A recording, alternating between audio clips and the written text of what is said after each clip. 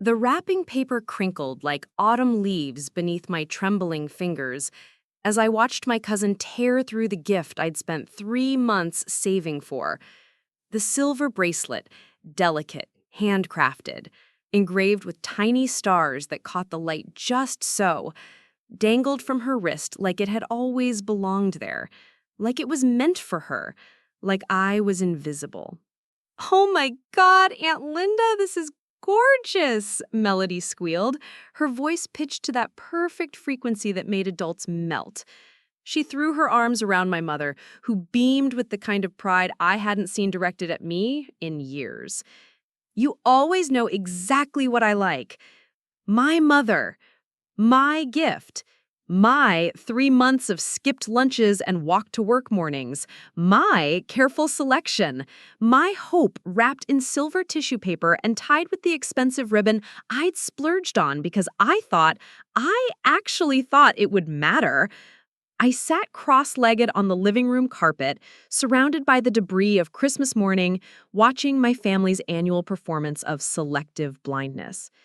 If you've ever felt invisible in your own family, this story might take a while to tell, but stick with me. Hit that like button if you can relate, and let me know in the comments if you've experienced something similar. The tree lights blurred through the tears I refused to let fall, casting everything in watercolor smears of red and green and gold. 23 years old, and I was still the forgotten daughter in the corner, still waiting for someone to notice that I was disappearing a little more each holiday season. "Isn't that sweet?" My grandmother cooed from her throne-like recliner, her papery hands folded over her considerable belly. "Linda, you raised such a thoughtful girl." Thoughtful. The word lodged in my throat like a bone. I was thoughtful, so thoughtful that I'd noticed Melody admiring a similar bracelet in a shop window 3 months ago during our last family gathering. So thoughtful that I'd worked extra shifts at the coffee shop, my hands cramping from the endless parade of holiday lattes, just to afford something that might make her smile. So thoughtful that I'd wrapped it with the kind of care reserved for precious things, writing her name in my best calligraphy across the gift tag. But the gift tag now lay crumpled near the fireplace, trampled underfoot during the frenzy of unwrapping. And my name, my careful signature that had read "Love, Sarah," was nowhere to be seen on the bracelet's presentation box. "Mom," I said quietly, my voice barely carrying over the Christmas music streaming from my father's ancient stereo. "Mom, that's... Sarah, honey, can you help me in the kitchen?" She interrupted without looking at me, her tone sharp with the kind of warning that had silenced me since childhood. "The turkey needs basting." Of course it did. Of course I was needed in the kitchen. Needed anywhere but here, in this moment where my gift sparkled on someone else's wrist and my mother accepted praise for my generosity like she'd earned it. I unfolded myself from the floor, my joints protesting from sitting still for too long, from making myself small for too long, from 23 years of shrinking to accommodate everyone else's comfort. The kitchen smelled like sage and disappointment, the familiar cocktail of every family gathering. I followed my mother through the swinging door, past the dining room table set with her good china, the set I'd given her 2 Christmases ago, though she'd never once acknowledged where it came from. The turkey sat golden and perfect in its roasting pan, clearly not needing any attention from me. "Mom," I tried again, my voice stronger now that we were alone. "That bracelet Melody opened..." My mother's hands stilled on the oven door. For a moment, the only sounds were the distant laughter from the living room and the gentle bubbling of something on the stove. When she finally looked at me, her expression was the same one she'd worn when I was 7 and had asked why Santa never brought me the things I'd written on my list. "Sarah, sweetie," she said, her voice taking on that patronizing tone I'd learned to hate. "You're being dramatic. It's Christmas morning. Can't we just enjoy—" "I'm not being dramatic." The heat in my voice surprised us both. "I'm being accurate. That bracelet cost me $300. $300 I saved by working double shifts and eating ramen for dinner. Because I wanted to get Melody something special, something that would show her how much I care about her. $300? My mother's eyebrows shot up, disapproval radiating from every line of her face. Sarah, that's ridiculous. You can't afford to spend that kind of money on gifts. You're barely making ends meet as it is. And there it was. The casual dismissal of my financial struggles, delivered with the kind of authority that came from never having to choose between rent and groceries. My mother, who drove a car newer than anything I'd ever owned, who lived in a house I helped pay the mortgage on during her rough patch 2 years ago, who wouldn't know financial insecurity if it moved in and started paying utilities. You're right, I said, surprising her with my agreement. I can't afford to spend $300 on a gift, but I did anyway, because I love my family, because I wanted to contribute something meaningful to Christmas morning, because I thought it would matter. It does matter, honey. Of course it matters. Does it? Because from where I'm standing, it looks like you took my gift and gave it away. It looks like you let Melody thank you for something I bought. It looks like you're more concerned with keeping the peace than with acknowledging that I exist. The words hung between us like smoke from a snuffed candle, sharp and acrid and impossible to take back. My mother's face went through a series of expressions: surprise, guilt, defensiveness, and finally the cold mask she wore when she'd decided I was being unreasonable. "That's not what happened," she said, but her voice lacked conviction. "I would never—" "Mom." I pulled my phone from my pocket, my fingers surprisingly steady as I scrolled through my photos. "Here's the receipt from Hartwell Jewelers dated October 15th. Here's a picture I took of the bracelet before I wrapped it because I was so proud of finding something perfect. And here's the text I sent you 3 weeks ago asking if you thought Melody would like it." I held the phone out to her, watching as she stared at the evidence of my planning, my care, my invisible presence in our family's Christmas story. The screenshot showed her response to my text. "She'd love anything you pick out for her, sweetie. You have such good taste." Such good taste. Good enough to claim as her own, apparently.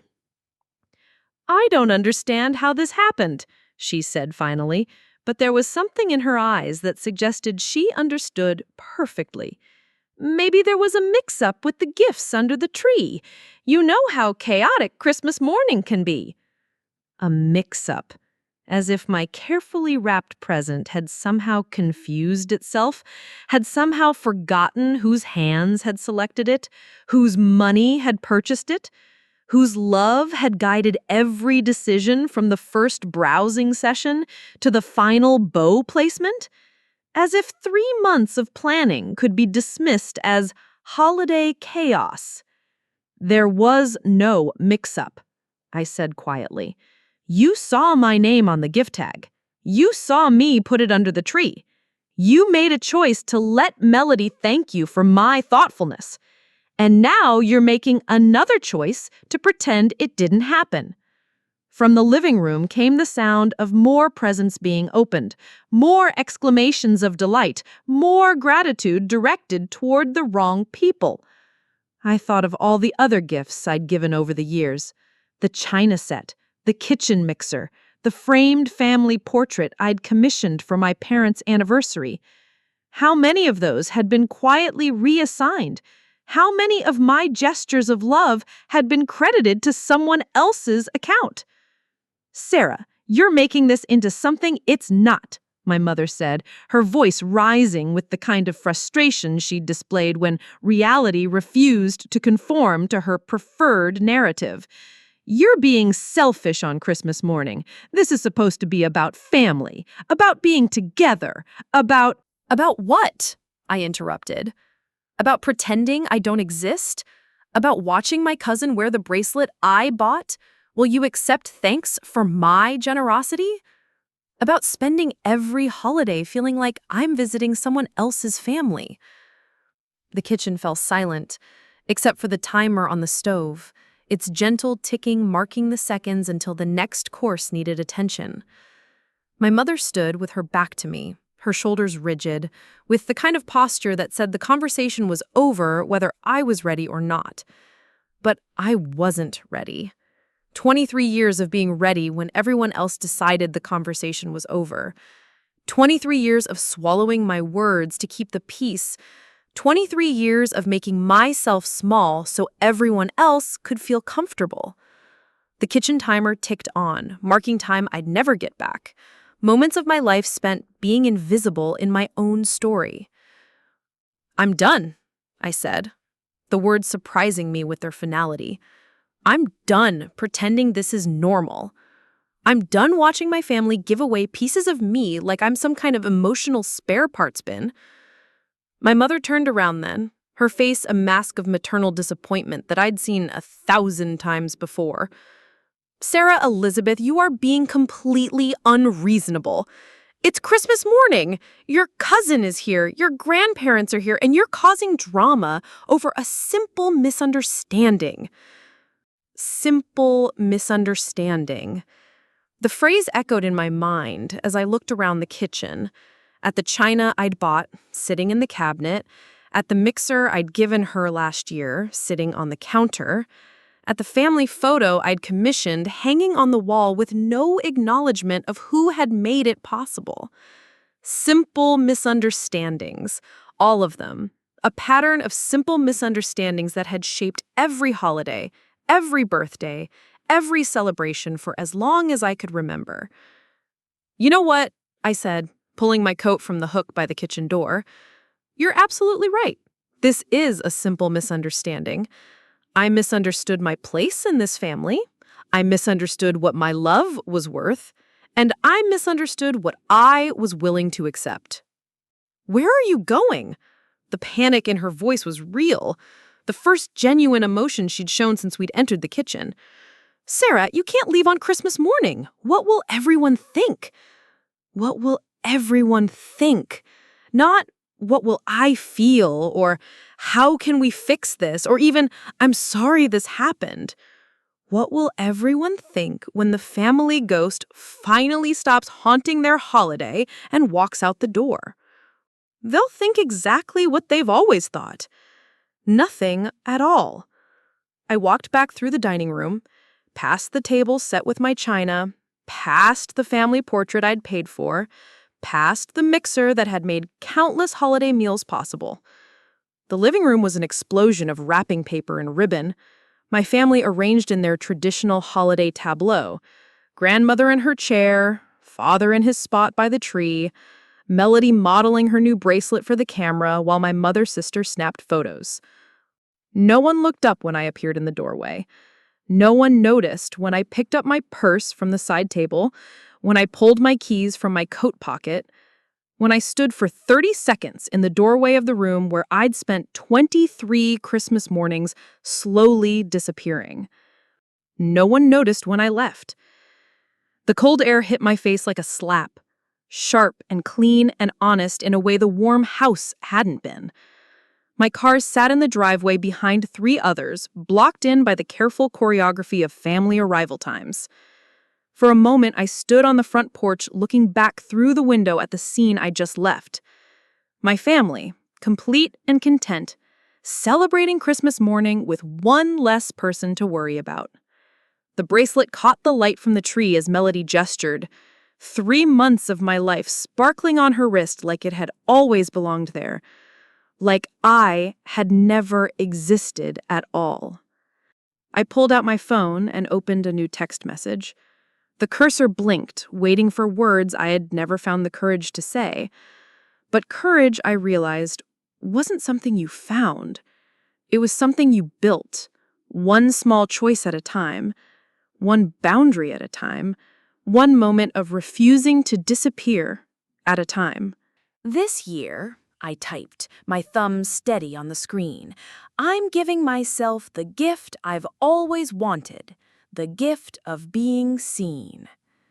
I didn't send the message, not yet, but I saved it in my drafts, a promise to myself that this Christmas morning would be the last one where I played the ghost at my own family's feast.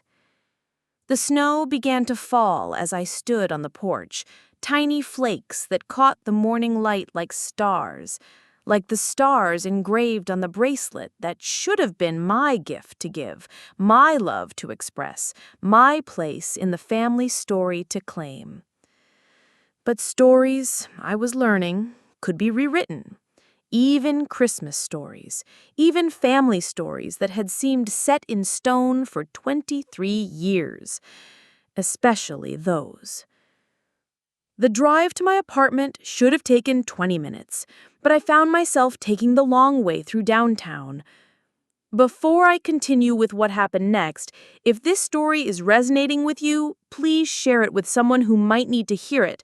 And don't forget to subscribe for more stories about finding your voice in difficult family situations. Past the coffee shop where I'd worked those extra shifts, past the jewelry store where I'd agonized over the perfect choice, past all the places where I'd invested pieces of myself into a family that had forgotten I existed.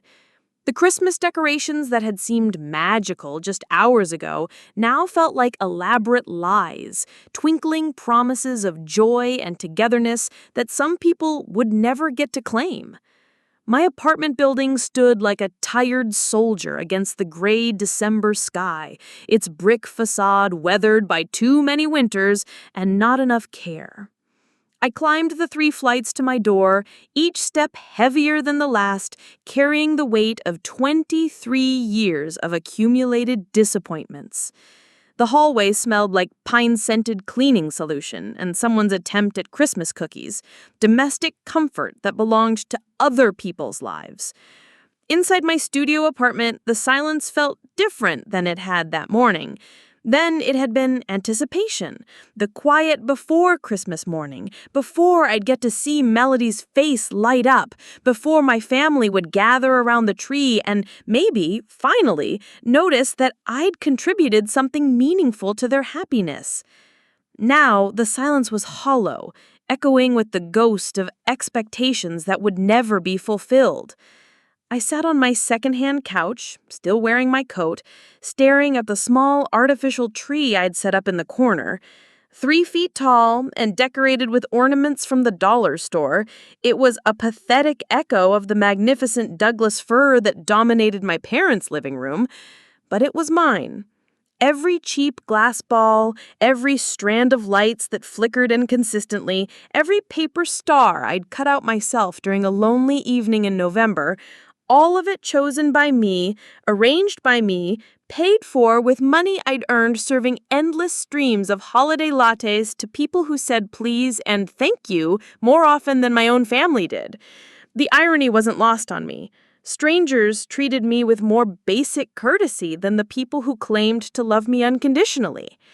My phone buzzed against the coffee table, its screen lighting up with a text from my mother. "Sarah, please come back. Everyone's asking where you are." Everyone. The word made me laugh, a sound sharp and bitter in the empty apartment.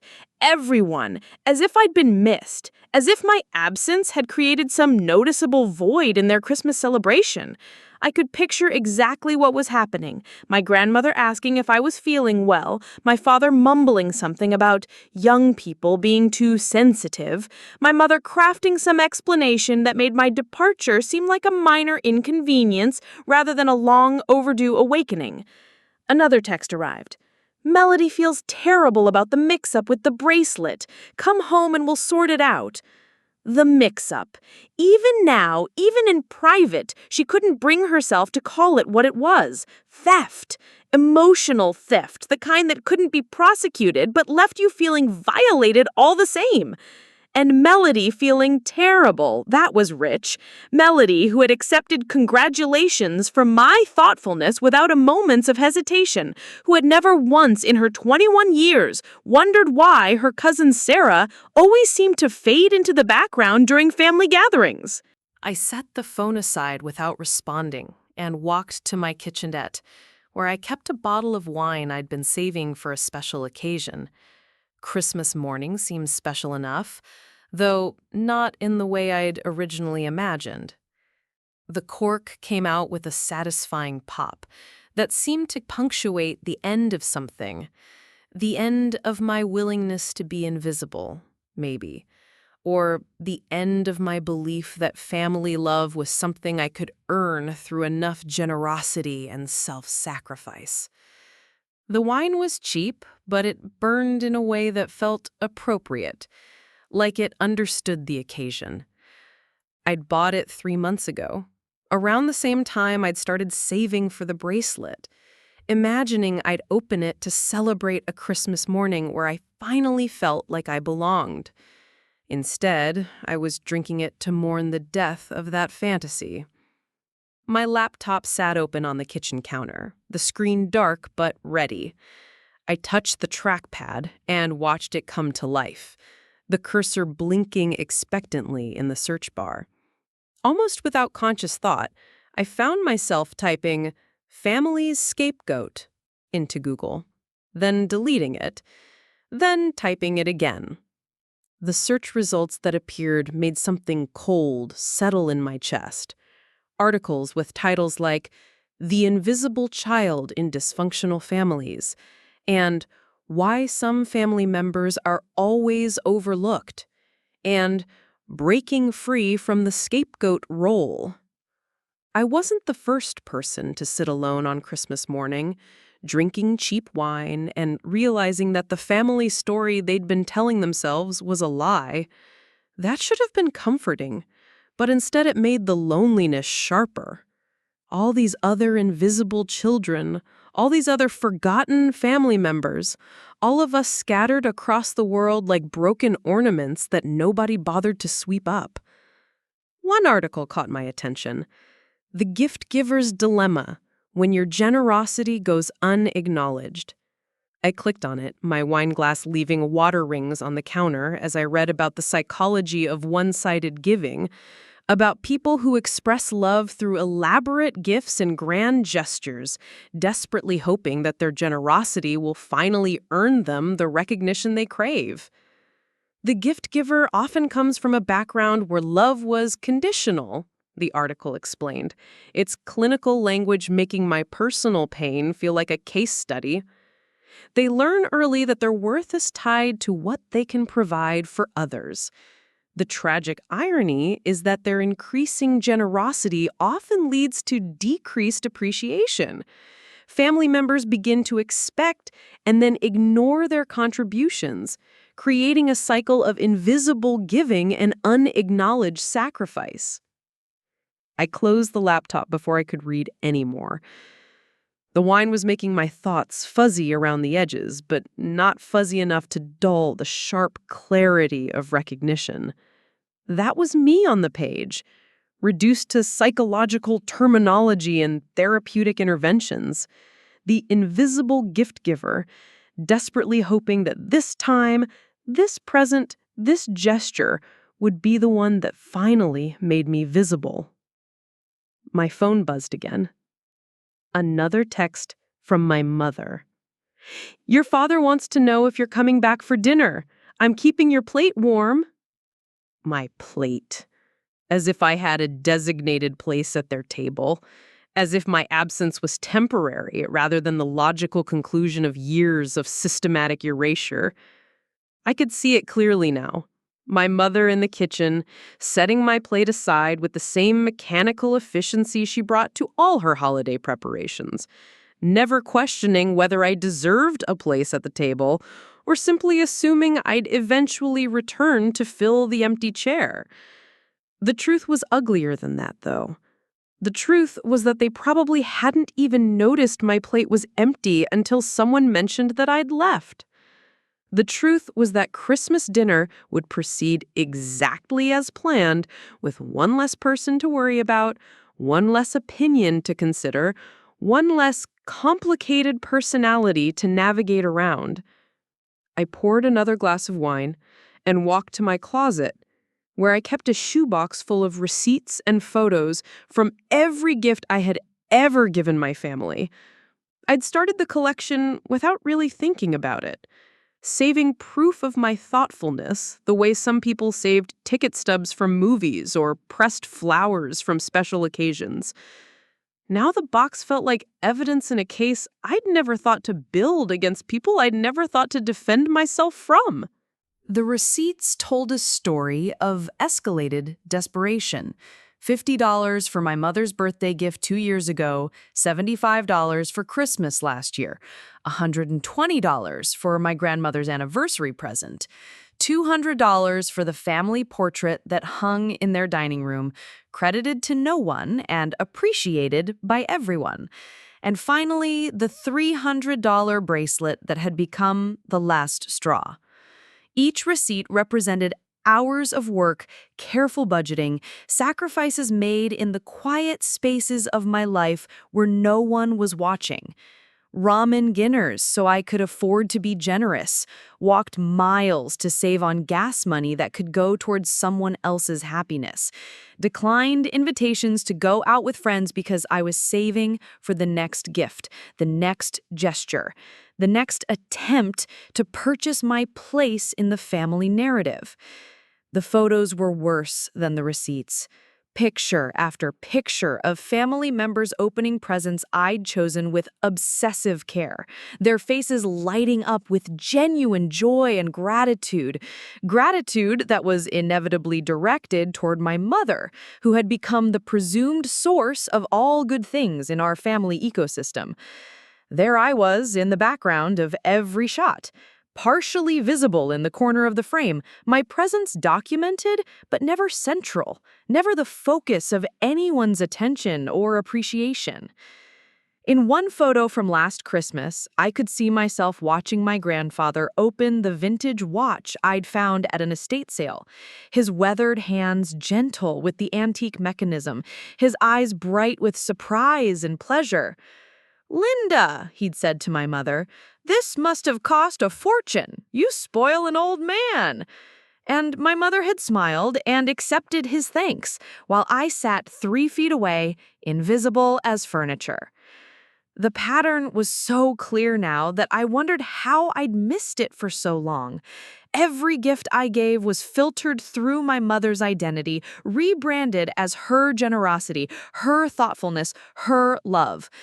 I was the ghostwriter of my family's emotional landscape, crafting gestures of care that would never be attributed to my name. I drank more wine and scrolled through the photos, my vision blurring at the edges, but my understanding becoming sharper with each image. Here was the kitchen mixer that had revolutionized my mother's holiday baking, credited to her wonderful shopping eye. Here was the cashmere scarf that had become my grandmother's favorite accessory, praised as evidence of my mother's exquisite taste. Here was the fishing rod that had rekindled my father's interest in his old hobby, celebrated as proof of my mother's thoughtful attention to what really matters. My mother, the accidental saint of our family, beloved for her generosity and insight, praised for her ability to choose the perfect gift for every occasion.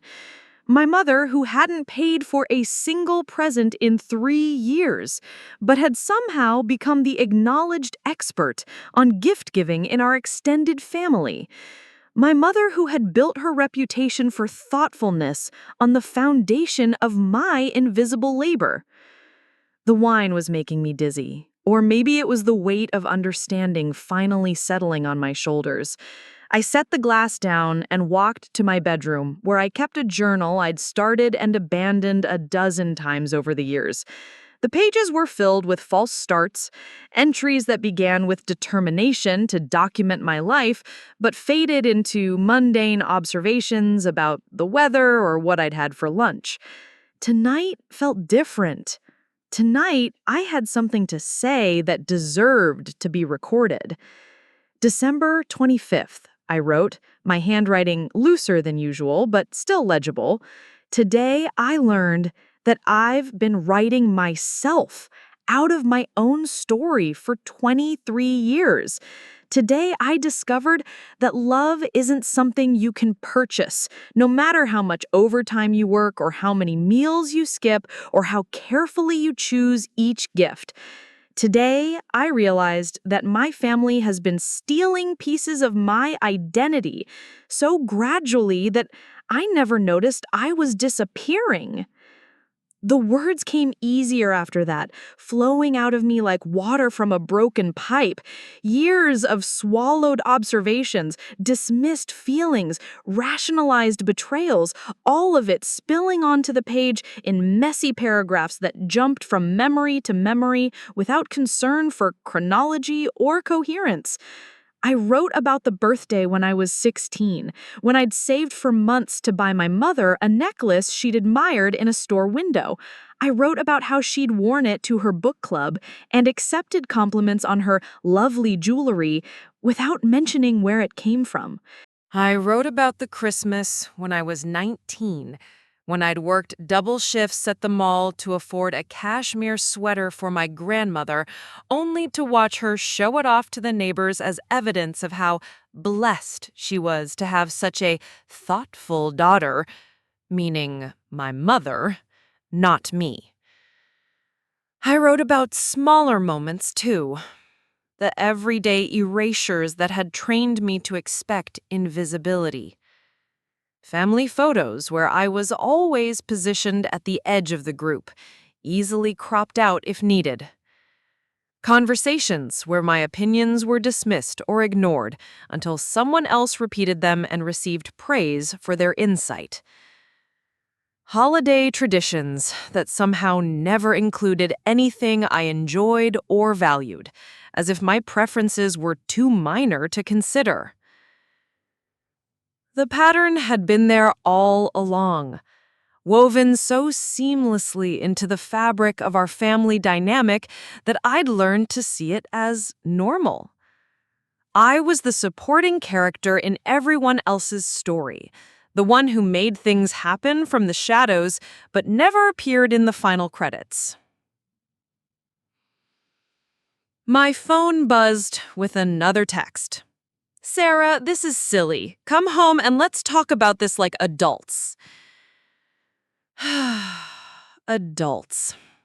The word made me laugh again, though this time it sounded less bitter and more amazed. I was being lectured about adult behavior by a woman who had spent the morning accepting thanks for gifts she hadn't bought, who had crafted elaborate explanations for why her daughter's emotional labor should go unacknowledged, who had somehow convinced herself that systematic erasure was a silly misunderstanding. I typed back, "I am talking about this like an adult. That's why I left." The response came immediately. "You're being dramatic and hurtful. This is supposed to be a day about family."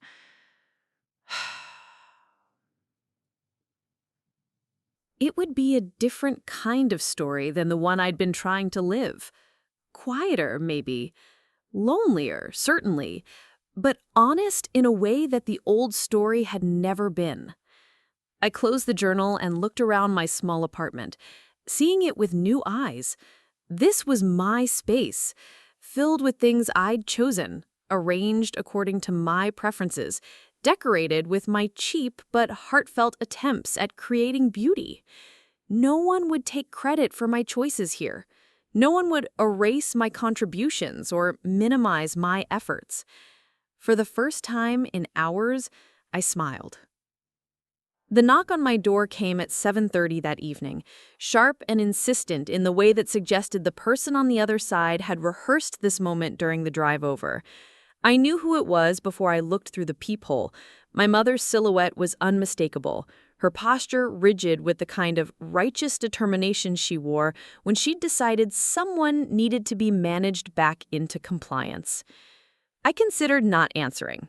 The wine had settled into a warm haze that made the world feel softer around the edges, and I wasn't ready to let the harsh light of confrontation cut through the protective numbness I'd wrapped around myself. But ignoring her would only delay the inevitable, and something in me had shifted during those hours of writing and remembering. The part of me that automatically accommodated everyone else's comfort had gone dormant, replaced by something harder and less willing to bend. "Mom, I know you're in there." Her voice carried through the door with the authority of someone who had never been denied access to her daughter's life. "We need to talk about this." I opened the door without stepping back to let her in, creating a barrier with my body that felt revolutionary in its small defiance. She looked exactly as I'd expected, impeccably dressed despite the late hour, her makeup touched up from this morning's application, her expression a careful blend of maternal concern and barely contained irritation. "Mom." I kept my voice neutral, devoid of the automatic warmth I usually manufactured for her benefit. "What are you doing here?" "What am I doing here?" She stepped forward, assuming I would move aside, but I held my ground. The surprise that flickered across her face when she realized I wasn't automatically yielding was almost comical. "Sarah, you're being ridiculous. Of course that's your home. You grew up there. Your family is there. Your Christmas dinner is getting cold because we're all waiting for you to stop this tantrum and come back where you belong." Tantrum. The word hit exactly the way she had intended it to, designed to make me feel childish, unreasonable, smaller than the situation warranted. It was a word that dismissed my feelings before they could be examined, that reduced my awakening to an inconvenient emotional display that needed to be managed rather than understood. "I'm not having a tantrum," I said, stepping back just far enough to let her into the apartment, but positioning myself between her and the deeper spaces of my home. She walked past me into the living room, her eyes immediately cataloging the evidence of my evening: the empty wine bottle, the open journal, the shoebox of receipts still scattered across the coffee table. Her expression shifted from maternal concern to something sharper, more calculating, as if she was assessing the damage and determining the best strategy for containment. "Sarah, you've been drinking." She said it like an accusation, as if my choice to medicate the pain of her betrayal was somehow more inappropriate than the betrayal itself. "This isn't the time to make big decisions or have serious conversations. Why don't you come home with me? Sleep in your old room, and we can talk about this tomorrow, when you're thinking more clearly." My old room. The phrase made something cold settle in my chest. I hadn't had a room in that house for 5 years, not since she'd converted it into her craft space the week after I'd moved out. My bed had been replaced with a sewing table, my posters covered with storage shelves, my presents systematically erased and replaced with more useful purposes. The fact that she could refer to a space that no longer existed as if it was waiting for my return was perhaps the most perfect example of her ability to rewrite history in real time. "I don't have a room there," I said quietly. "You turned it into your quilting studio, remember? Just like you turned my Christmas gift into something you could take credit for." Her face flushed, the careful makeup doing nothing to hide the surge of color that accompanied being called out so directly. "That's completely different. I needed the space for my hobbies, and you weren't living there anymore. And as for the gift situation, I've already explained that it was a simple misunderstanding." "No, Mom, you've explained that you want me to believe it was a misunderstanding. There's a difference." I picked up one of the receipts from the coffee table, the paper still creased from being stored in the shoebox for 3 months. "This is the receipt for the bracelet Melody is wearing. October 15th, Hartwell Jewelers, $312 including tax. My credit card, my signature, my choice." She glanced at the receipt, but didn't take it, as if physical contact with the evidence might contaminate her preferred version of events. "Sarah, I never claimed I bought that bracelet. You didn't deny it either. You let Melody thank you. You let Grandma praise your thoughtfulness. You stood there and absorbed credit for something I spent 3 months saving for, and when I tried to speak up, you shushed me like I was interrupting something that wasn't my business. I was trying to keep the peace. The words came out louder than she'd intended, her careful composure cracking to reveal the frustration beneath. It was Christmas morning, Sarah. Your cousin was happy, everyone was having a good time, and you wanted to create drama over who gets credit for a gift. The point of giving is the joy it brings, not getting recognition for your generosity. The hypocrisy was so breathtaking that for a moment I couldn't speak. This woman, who had spent years building her reputation as the family's most thoughtful gift giver on the foundation of my invisible labor, was lecturing me about the selflessness of true giving. This woman, who had never once acknowledged my contributions or corrected the record when others praised her for my choices, was suggesting that my desire for recognition was somehow small and petty. "You're right," I said, my voice deadly calm. "The point of giving is the joy it brings. But the joy I was trying to give was mine to give. The love I was trying to express was mine to express. You stole that from me. You took my gift, my gesture, my months of planning and sacrifice, and you made it about you instead. I never made it about me. I simply didn't correct a minor misunderstanding because I didn't want to embarrass Melody or create unnecessary drama." Didn't want to embarrass Melody. I repeated the words slowly, tasting their full meaning. So preserving Melody's comfort was more important than acknowledging my existence. Her potential embarrassment mattered more than my actual pain? That's not what I said. It's exactly what you said. And it's exactly what you've been saying for 23 years, just in not so many words. I walked to the kitchen and pulled out another wine glass, pouring myself a generous measure from a second bottle I'd opened while she knocked. The alcohol was making me brave in ways that probably weren't wise, but I was tired of wisdom, tired of being careful, tired of managing everyone else's comfort at the expense of my own truth. You want to know about embarrassment, Mom? Let me tell you about embarrassment. Embarrassment is working double shifts to afford a gift that will make your family happy, then watching someone else get thanked for your thoughtfulness. Embarrassment is having your own mother pretend not to hear you when you try to speak up for yourself. Embarrassment is being so invisible in your own family that people can literally give away your gifts and nobody notices the theft. She moved toward me, her hands reaching out in a gesture that might have been comfort if it hadn't felt so much like an attempt to control. "Sarah, you're twisting everything. You're making this into something it's not. We love you. We've always loved you. But love doesn't mean we have to cater to every emotional reaction or validate every feeling you have." "Every emotional reaction?" The words came out as a laugh, sharp and bitter. "Mom, this isn't about hurt feelings. This is about a pattern. This is about 23 years of systematic erasure. This is about the fact that I can trace my invisibility in this family back to childhood, and the only person who's never noticed is you." I walked back to the coffee table and picked up the shoebox, carrying it to where she stood in my kitchen like some kind of emotional prosecutor presenting evidence to a hostile jury. "Do you want to see the pattern, Mom? Do you want to look at the receipts and photos and documented proof of how thoroughly you've written me out of this family's story?" "Sarah, put that away. This is getting out of hand." "No, I think it's finally getting in hand.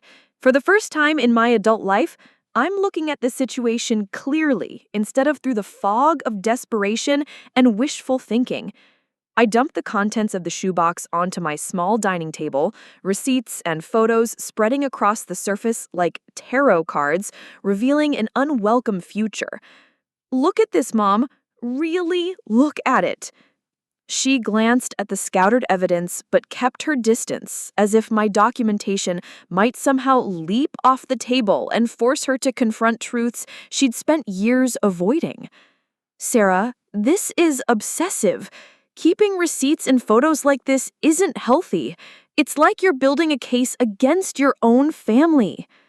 I am building a case against my own family, because apparently that's what it takes to get you to acknowledge that I exist. I picked up a photo from 2 Christmases ago, holding it up so she could see clearly. This is Grandpa opening the vintage watch I bought him. Look at his face. Look how happy he is. Now, look at the thank you card he sent afterward. I pulled the card from the pile, its flowery script still clearly legible after 2 years. Dear Linda, thank you for the beautiful watch. Your thoughtfulness never ceases to amaze me. Love, Dad. My mother's face had gone pale, but she still didn't reach for the evidence I was offering her. Sarah, this is what, Mom? A coincidence? A series of innocent misunderstandings? A figment of my imagination? I grabbed another photo, this one from my grandmother's birthday last year. Here's Grandma showing off the cashmere scarf I saved for 2 months to buy her.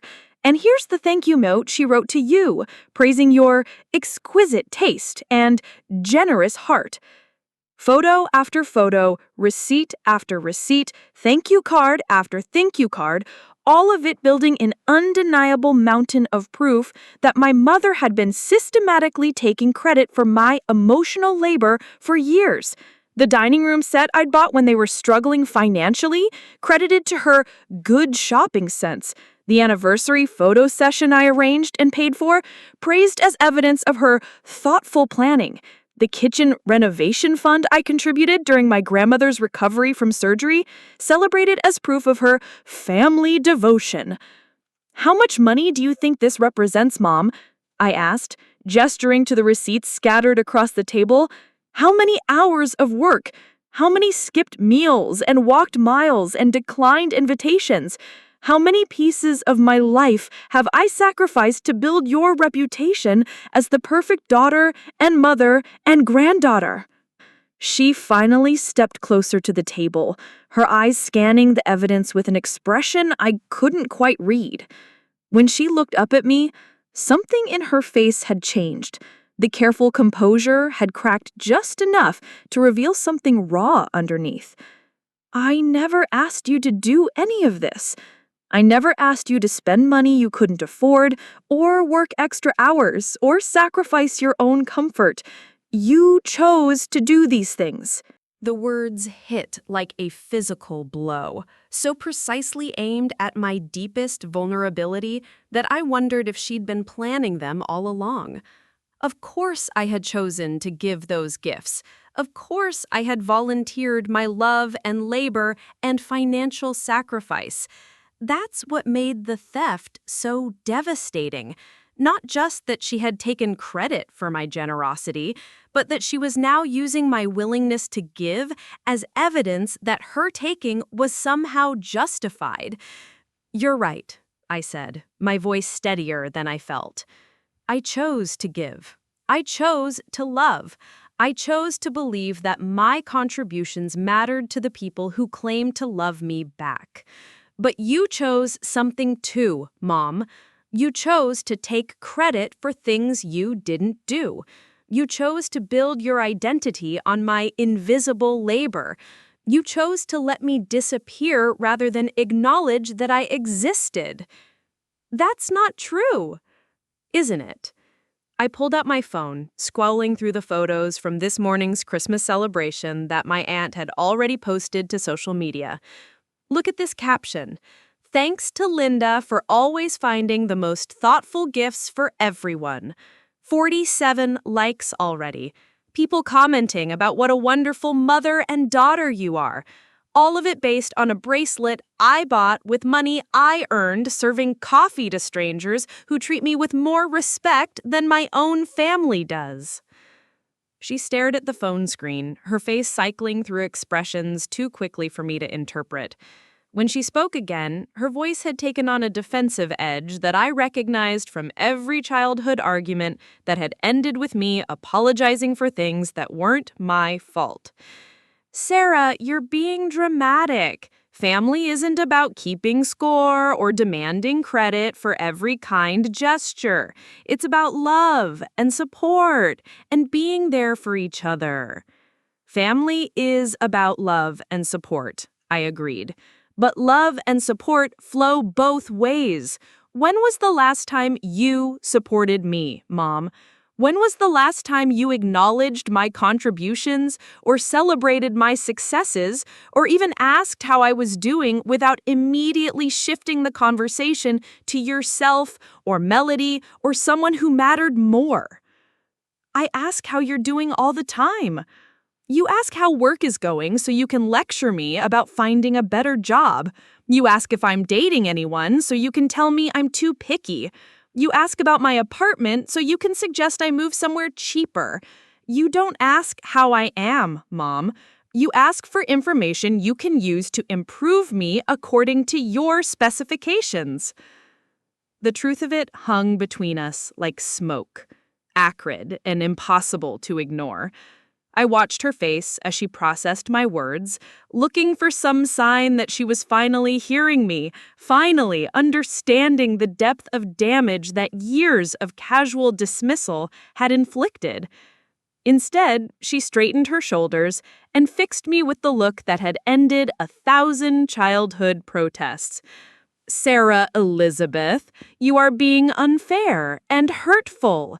I have spent 23 years raising you, supporting you, loving you the best way I knew how. If that wasn't good enough for you, I'm sorry, but I can't change the past. What I can do is try to move forward and rebuild this relationship if you're willing to stop attacking me and start acting like an adult. Acting like an adult.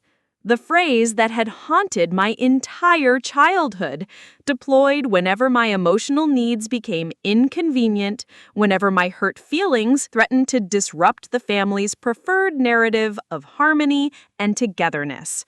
Acting like an adult meant swallowing my pain, accepting their version of events, and returning to my designated role as the invisible supporter who asked for nothing in return. I am acting like an adult, I said, my voice gaining strength with each word. That's exactly what I'm doing. Adults set boundaries. Adults refuse to accept unacceptable treatment. Adults don't let other people steal their identity and then blame them for being upset about it. Steal your identity? Sarah, you're being completely irrational. Am I? Let me ask you something, Mom. When people compliment you on your gift-giving skills, do you correct them? Do you ever say, actually, Sarah picked that out? Or, Sarah saved for months to afford that? Or, Sarah has such good taste? The silence that followed was answer enough. I could see her trying to construct a response that would somehow justify years of accepting praise for things she hadn't done. But the evidence was too overwhelming, the pattern too clear. I thought so, I said quietly, because acknowledging me would diminish you, wouldn't it? If people knew that your reputation for thoughtfulness was built on my labor, you'd have to find some other way to be special, some other way to be the family's beloved matriarch. That's enough. Her voice had gone cold, the maternal warmth replaced by something harder and less familiar. I came here to bring you home, to work this out as a family. But if you're going to stand there and accuse me of deliberately hurting you, if you're going to twist every memory and relationship into some kind of conspiracy against you, then maybe you need more help than I can provide. More help than she could provide. The implication was clear. My perception of reality was so distorted that mental health intervention might be required. It was the nuclear option in maternal manipulation, the suggestion that my pain was actually mental illness, that my legitimate grievances were symptoms of some deeper psychological dysfunction. You know what, Mom? You're absolutely right. I do need more help than you can provide. I need the help of people who see me as a complete person rather than a convenient source of free labor. I need the help of people who acknowledge my contributions instead of stealing credit for them. I need the help of people who love me enough to tell the truth instead of gaslighting me into accepting their version of reality. I walked to the door and opened it, the cold December air rushing in like a promise of freedom. I think you should leave now. She stared at me for a long moment, her face cycling through disbelief, anger, and finally something that might have been recognition. But instead of acknowledging what she saw there, she gathered her purse and coat with the dignity of someone who had been gravely wronged. When you're ready to apologize for the hurtful things you've said tonight, you know where to find us. She paused in the doorway, as if waiting for me to crack, to call her back, to return to the familiar dance of conflict and capitulation that had defined our relationship for so long. Instead, I held the door open and waited for her to leave. I won't be calling, I said as she stepped into the hallway, and I won't be apologizing, but I will be taking back every gift I ever gave you, because apparently that's the only way to make my contributions visible. She turned back, her face sharp with alarm. What does that mean? It means exactly what it sounds like. The china set in your dining room, I'm taking it back. The mixer on your counter, I'm taking it back. The anniversary photo on your wall, I'm taking it back. Every single thing I've ever given this family, I'm reclaiming. Since you've never acknowledged where they came from anyway, you won't miss them. Sarah, you can't be serious. You can't just take back gifts. That's not how family works. You're right, I said, my hand steady on the door handle. That's not how family works, but it is how theft works. And since you've spent years stealing credit for my generosity, I'm repossessing the evidence. I closed the door on her shocked face and leaned against it, my heart pounding with the adrenaline of finally standing up for myself after 23 years of accommodation.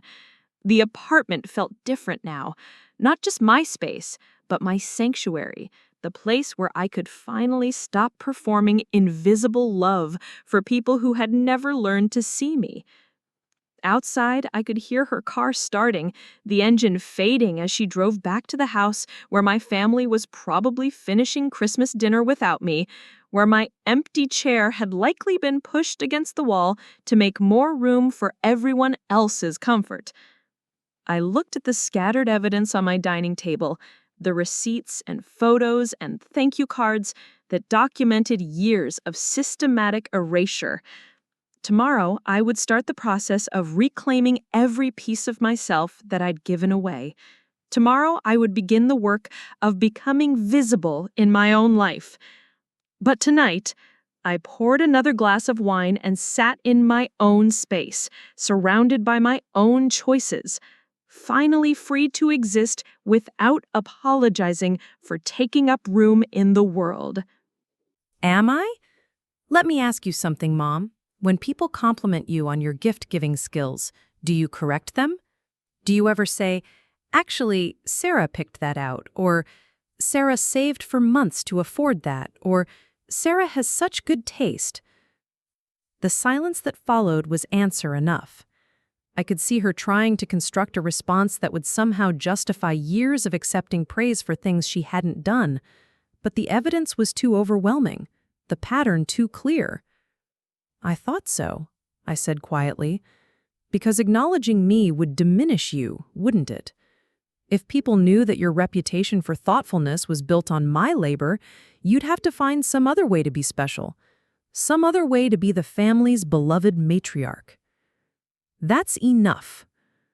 Her voice had gone cold, the maternal warmth replaced by something harder and less familiar. I came here to bring you home, to work this out as a family. But if you're going to stand there and accuse me of deliberately hurting you, if you're going to twist every memory and relationship into some kind of conspiracy against you, then maybe you need more help than I can provide. More help than she could provide. The implication was clear. My perception of reality was so distorted that mental intervention might be required. It was the nuclear option in maternal manipulation, the suggestion that my pain was actually mental illness, that my legitimate grievances were symptoms of some deeper psychological dysfunction. You know what, Mom? You're absolutely right. I do need more help than you can provide.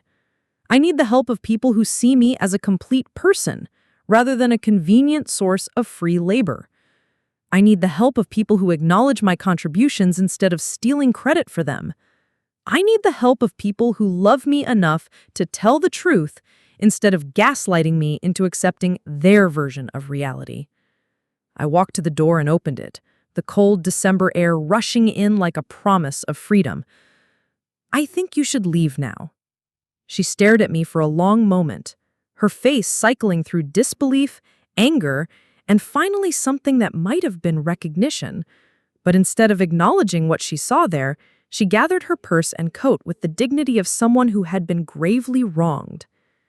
When you're ready to apologize for the hurtful things you've said, Knight, you know where to find us, she said, pausing in the doorway as if to wait for me to crack, to call her back, to return to the familiar dance of conflict and capitulation that had defined our relationship for so long. Instead, I held the door open and waited for her to leave. I won't be calling, I said, as she stepped into the hallway, and I won't be apologizing. But I will be taking back every gift I ever gave you, because apparently that's the only way to make my contributions visible. She turned back, her face sharp with alarm. What does that mean? It means exactly what it sounds like. The china set in your dining room, I'm taking it back. The mixer on your counter, I'm taking it back. The anniversary photo on your wall, I'm taking it back. Every single thing I've ever given this family, I'm reclaiming. Since you've never acknowledged where they came from anyway, you won't miss them. Sarah, you can't be serious. You can't just take back gifts. That's not how family works. You're right. That's not how family works. But it is how theft works. And since you've spent years stealing credit from my generosity, I'm repossessing the evidence. I closed the door on her shocked face and leaned against it, my heart pounding with the adrenaline of finally standing up for myself after 23 years of accommodation. The apartment felt different now. Not just my space, but my sanctuary, the place where I could finally stop performing invisible love for people who had never learned to see me. Outside, I could hear her car starting, the engine fading as she drove back to the house where my family was probably finishing Christmas dinner without me, where my empty chair had likely been pushed against the wall to make more room for everyone else's comfort.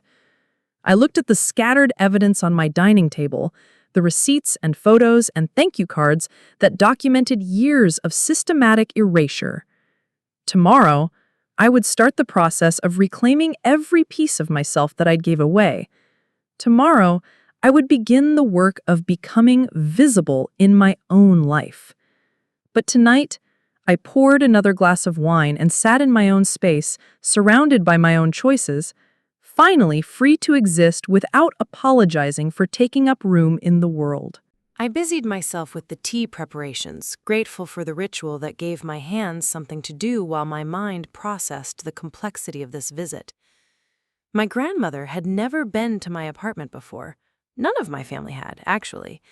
They'd all expressed polite interest in seeing where I lived, but somehow there had never been time, never been a convenient occasion, never been enough priority placed on my space to warrant the 20-minute drive across town. "Grandma," I said as I carried 2 steaming mugs back to the living room, "what exactly did my mother tell you about yesterday?"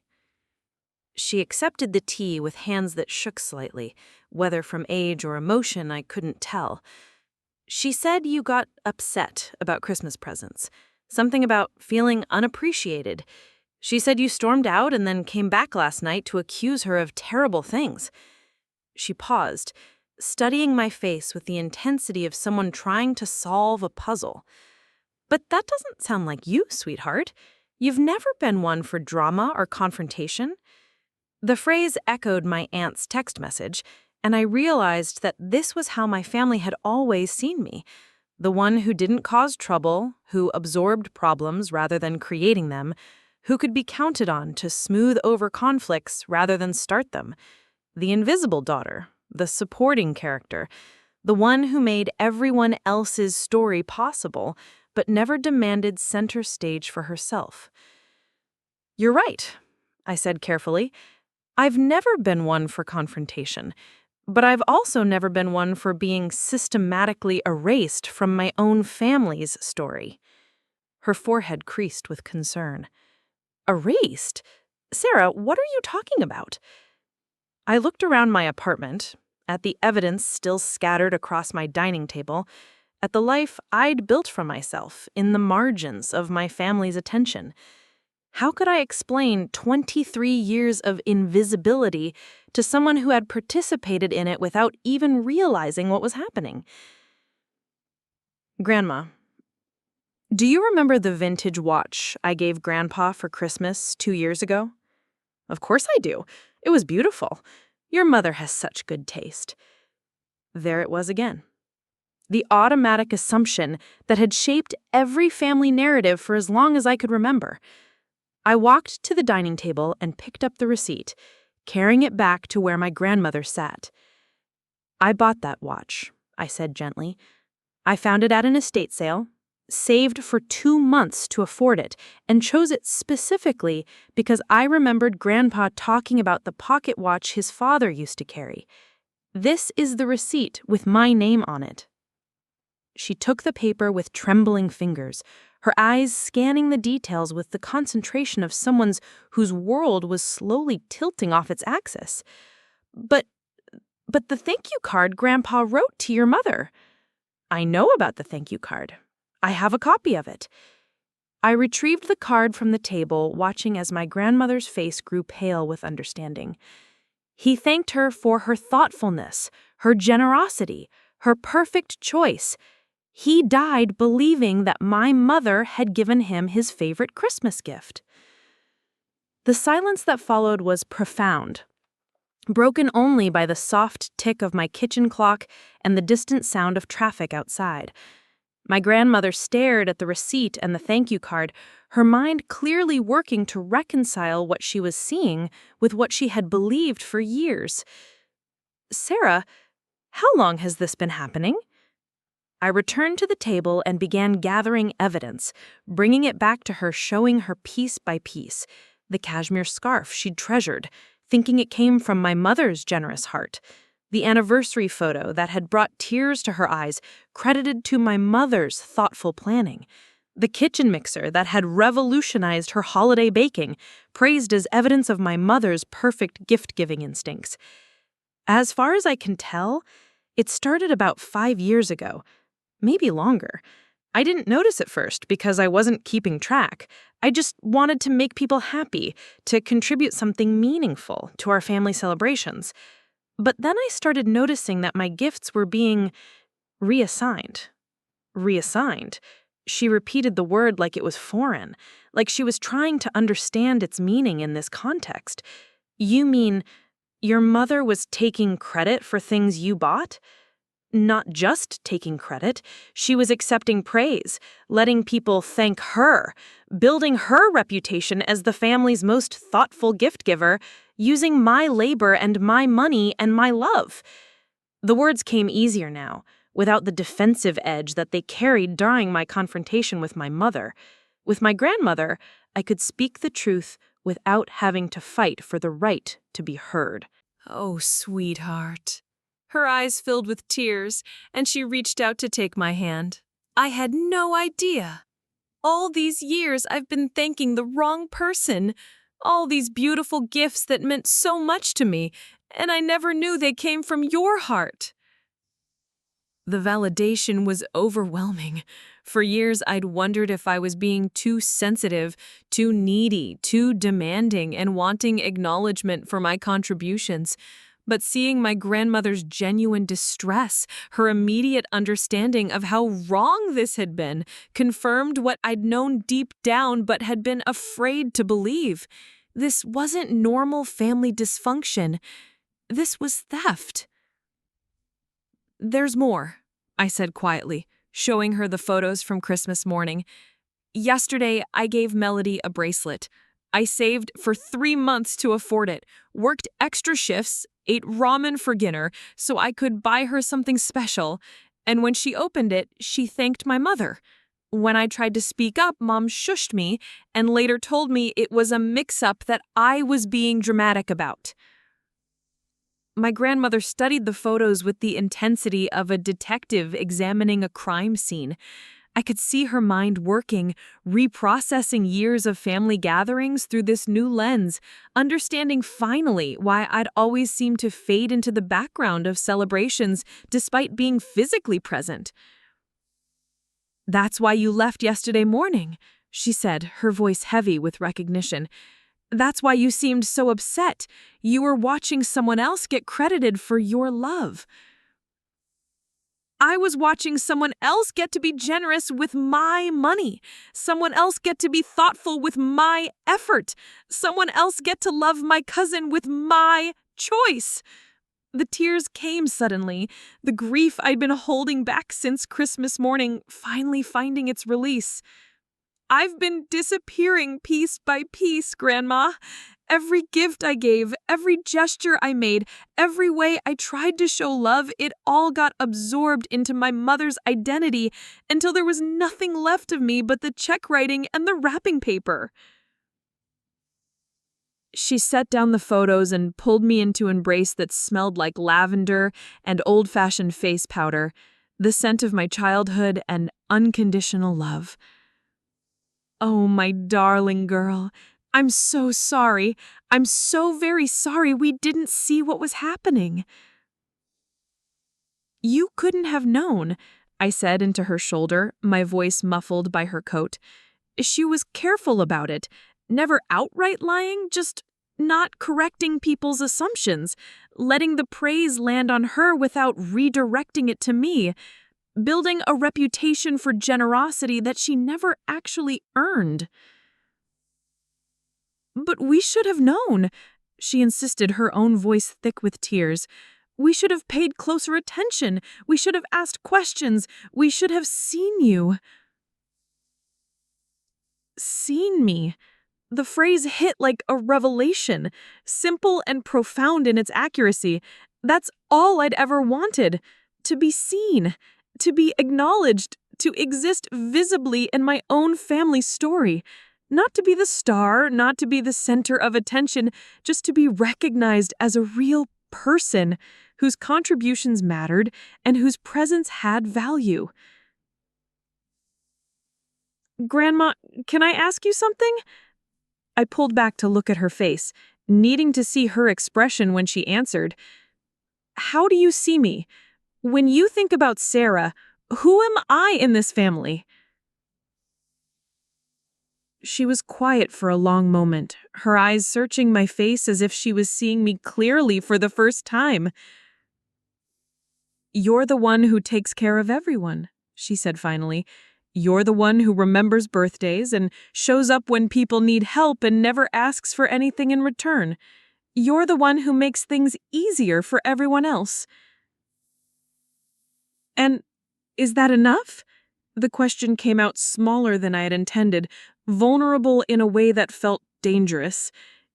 "Is it enough to be the one who takes care of everyone? Is it enough to be useful?" "Oh, sweetheart, no!" Her voice broke on the words.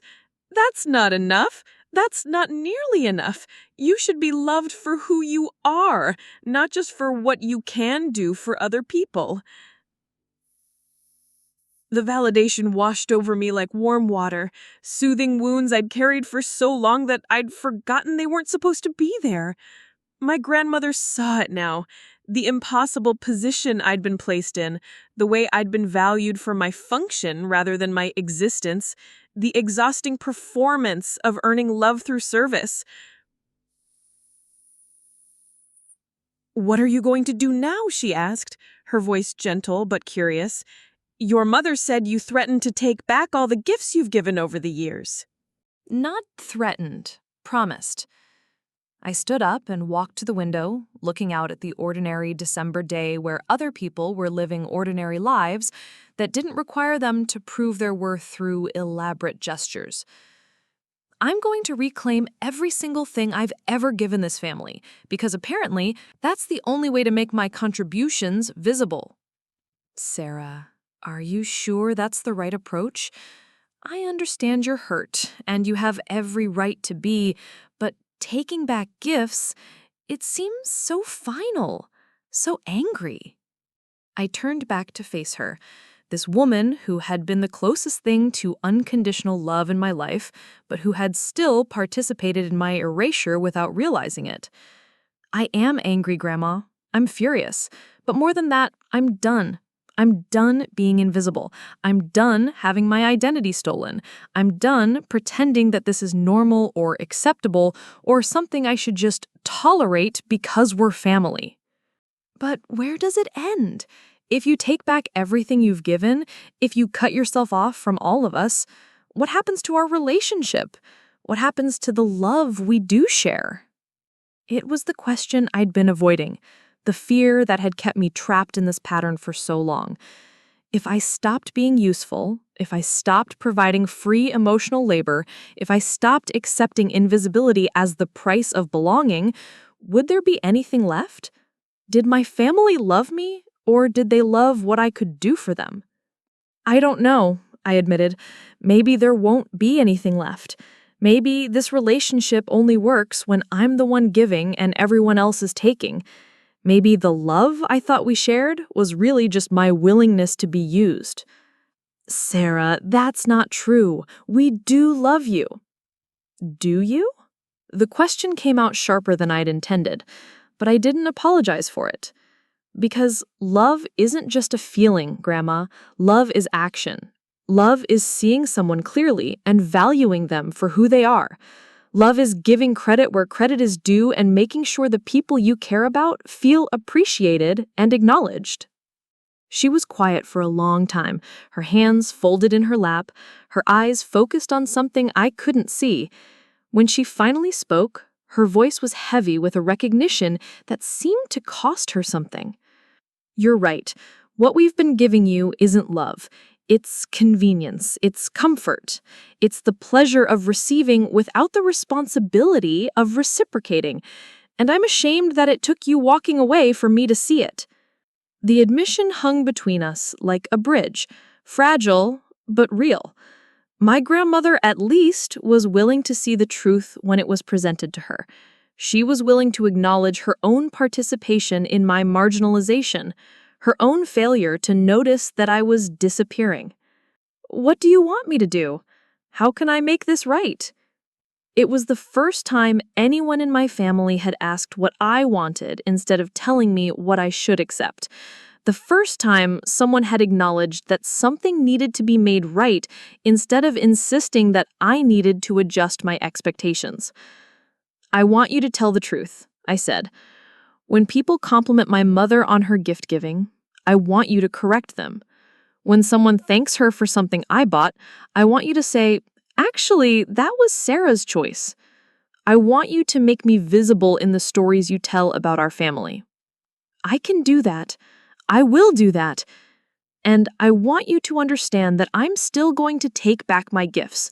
Not to hurt anyone, but to reclaim my own identity, to make it impossible for my contributions to be erased or assigned or forgotten.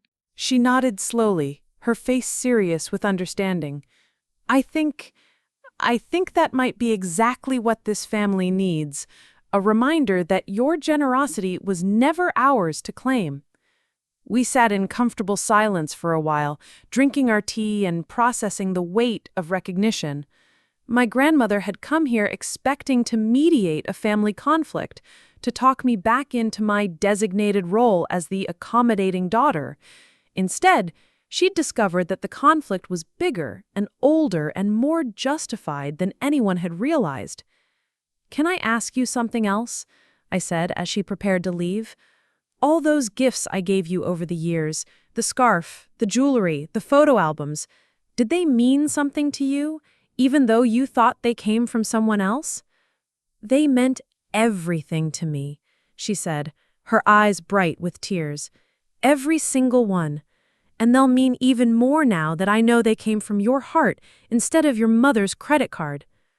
After she left, I sat in my apartment, surrounded by the evidence of my invisible life, feeling lighter than I had in years. One person saw me now. One person understood what had been taken from me and was willing to help me reclaim it. It wasn't enough to fix everything, but it was enough to confirm that I wasn't crazy, wasn't wrong, wasn't asking for too much. I was asking for the basic dignity of being seen, and finally, someone was looking.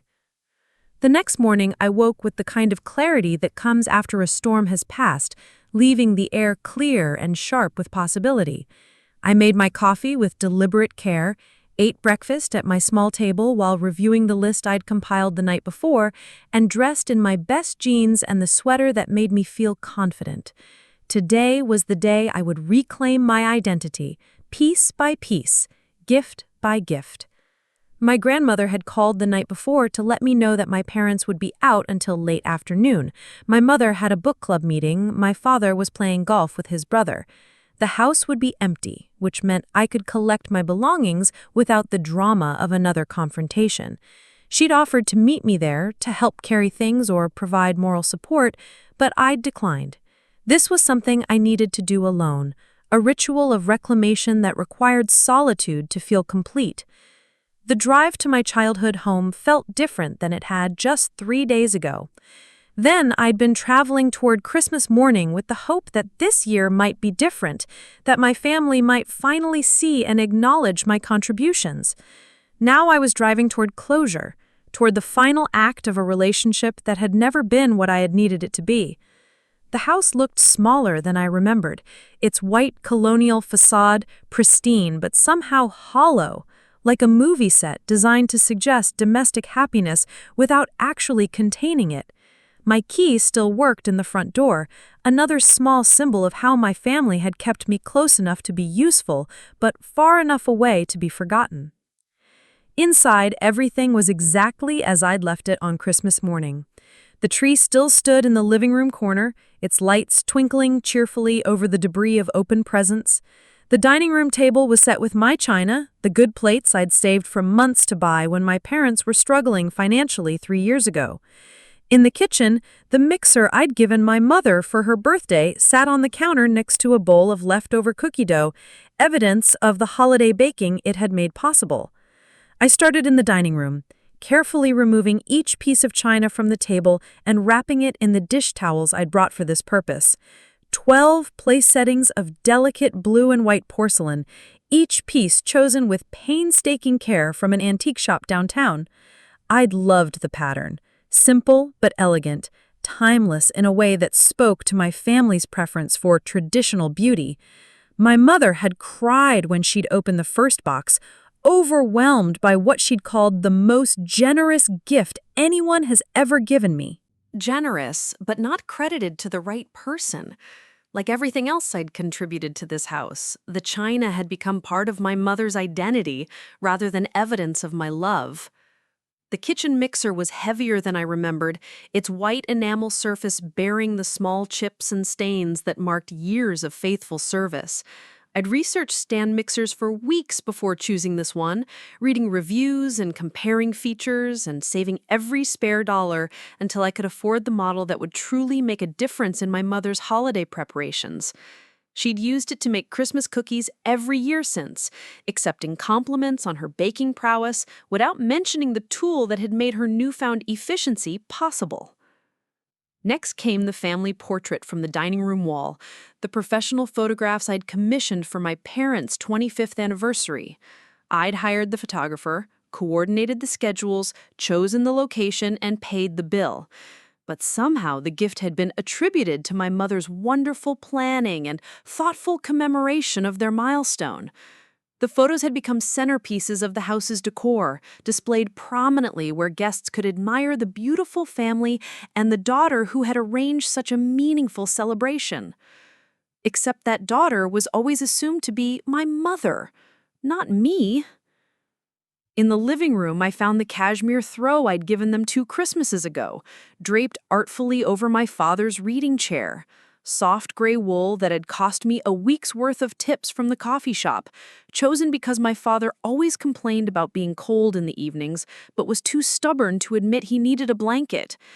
He'd wrapped himself in it every night since, grateful for the warmth and comfort, but crediting my mother with the thoughtful observation of his needs.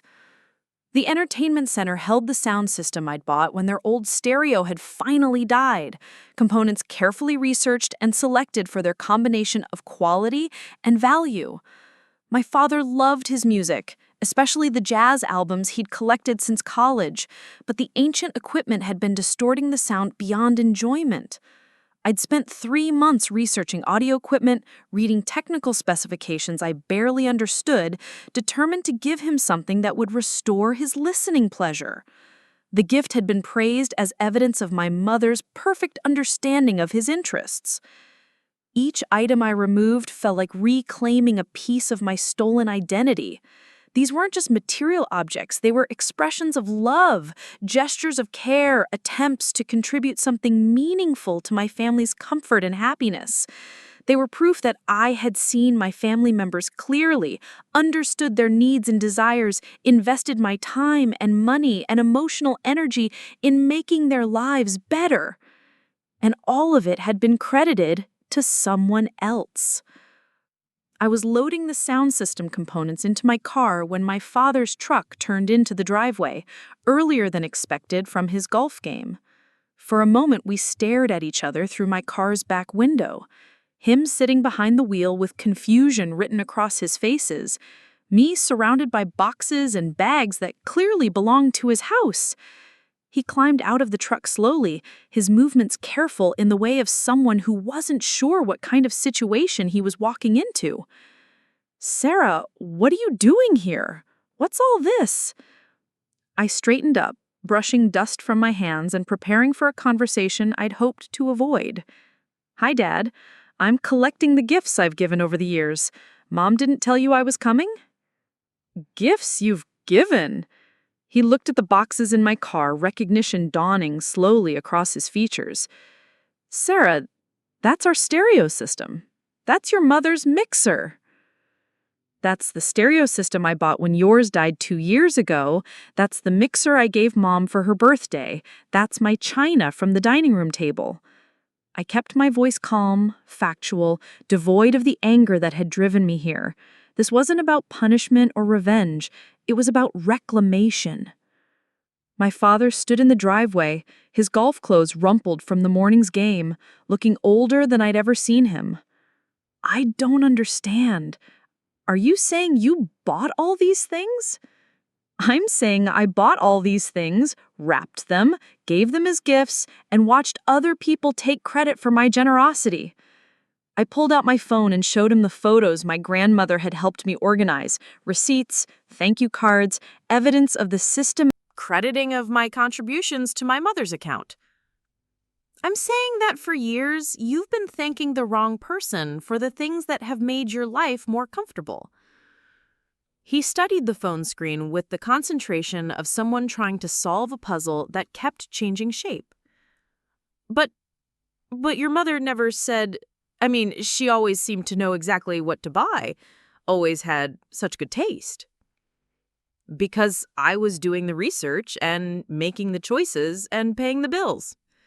Because she was taking credit for my emotional labor and letting you believe it came from her heart instead of mine. The words came out steadier than I felt, backed by weeks of processing and grandmother's validation. "Sarah, this is..." He ran his hand through his graying hair, a gesture I recognized from childhood whenever he was confronted with problems he didn't know how to solve. This is a lot to take in. Are you sure there isn't some misunderstanding here? Misunderstanding. The word that had haunted every conversation about the situation. The magical explanation that was supposed to transform systematic theft into innocent confusion. I was tired of misunderstanding being used as a shield against accountability. Dad, look at this receipt. I handed him the paper that documented my purchase of his beloved sound system. October 3rd, 2 years ago, audio excellence, downtown, $347 charged to my credit card, my signature on the receipt. He stared at the evidence with the expression of someone's fundamental understanding of reality was being quietly rearranged. You bought this? You spent $300 on a stereo for me? I spent $300 because I loved you and wanted you to be able to enjoy your music again. I researched components for weeks, compared prices, saved until I could afford something that would really make a difference. I watched his face as understanding dawned, the slow recognition of how completely he'd misattributed the source of this gift. Do you remember what you said when you opened it? I thanked your mother. I told her she must have spent a fortune, that I didn't deserve such generosity. And she let you thank her. She accepted your gratitude for something she'd never chosen, never purchased, never even known I was planning. I closed the trunk of my car and turned to face him fully. How does that feel, Dad, knowing that you've been grateful to the wrong person for 2 years? The silence stretched between us, filled with the weight of recognition and the complexity of rearranging decades of family mythology. My father looked from the boxes in my car to the house where my mother's reputation for thoughtfulness was built on the foundation of my invisible contributions. I don't know what to say, he admitted finally. I feel like I've been living in some kind of alternate reality, where nothing was what I thought it was. Not nothing, I corrected gently. The gifts were real. The love behind them was real. The thought and care and sacrifice, all of that was real. It just didn't come from where you thought it did. From you. He said it like he was testing out a foreign language, trying to understand how the word you fit into this new version of our family story. All these years, it was you. All these years, it was me. And all these years, I watched my contributions get credited to someone else while I became more and more invisible in my own family. He leaned against his truck, the weight of understanding settling on his shoulders like snow accumulating through a long winter. Sarah, I'm so sorry. I had no idea this was happening. Your mother, she seemed to know exactly what each person would like, seemed to put so much thought into every gift. Because I was doing the thinking. I was noticing what people needed or wanted, researching the perfect options, saving the money to make it happen. She was just accepting the credit when it landed on her. Jesus. The word came out as a breath, an exhale of recognition and regret. How long has this been going on? Years, since I started working and could afford to contribute meaningful gifts to family celebrations. Maybe longer. I stopped keeping track of the smaller things that got reassigned. I pulled out another receipt, this one for the cashmere throw he wrapped himself in every evening. Remember when you mentioned being cold during your evening reading? I noticed. I cared. I spent a week's worth of tips to buy you something that would help. He took the receipt with hands that shook slightly, studying the evidence of my attention to his comfort. You did this because I complained about being cold? I did this because you're my father and I wanted you to be comfortable, because I pay attention to the people I love and try to make their lives better when I can. The words carried no accusation, no demand for specific response, just the simple truth of what love looked like when it was allowed to be visible. And I thanked your mother. His voice was heavy with shame and recognition. Every night, when I use this throw, I think about how thoughtful she was to notice I was cold. Now you know it was me who noticed, me who cared enough to do something about it, me who spent money I could barely afford because your comfort mattered more than my budget. We stood in the driveway for a long time, my father processing the magnitude of the misunderstanding while I waited to see how he would choose to respond. This was the moment that would define our relationship going forward. Would he acknowledge the truth and work to make amends, or would he find ways to minimize and rationalize what had happened? What can I do? How can I make this right? The question surprised me with its directness, its immediate acceptance of responsibility rather than defensive explanation. My father, at least, was willing to acknowledge that something needed to be repaired rather than explained away. I'm taking these things not to hurt anyone, but to reclaim my own identity. For years, my contributions to this family have been invisible. Taking back my gifts is the only way to make them visible again. But if you take everything back, won't that hurt your mother? Won't that disrupt the whole household? I paused, considering how to explain the logic of reclamation to someone who had never had to fight for basic recognition. Dad, if someone stole your credit cards and used them to buy gifts for their friends, would you be worried about disrupting their gift-giving when you canceled the cards?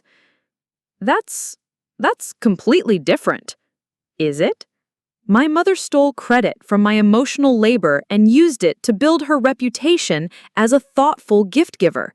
She's been spending my contributions like currency for years, and now I'm closing the account.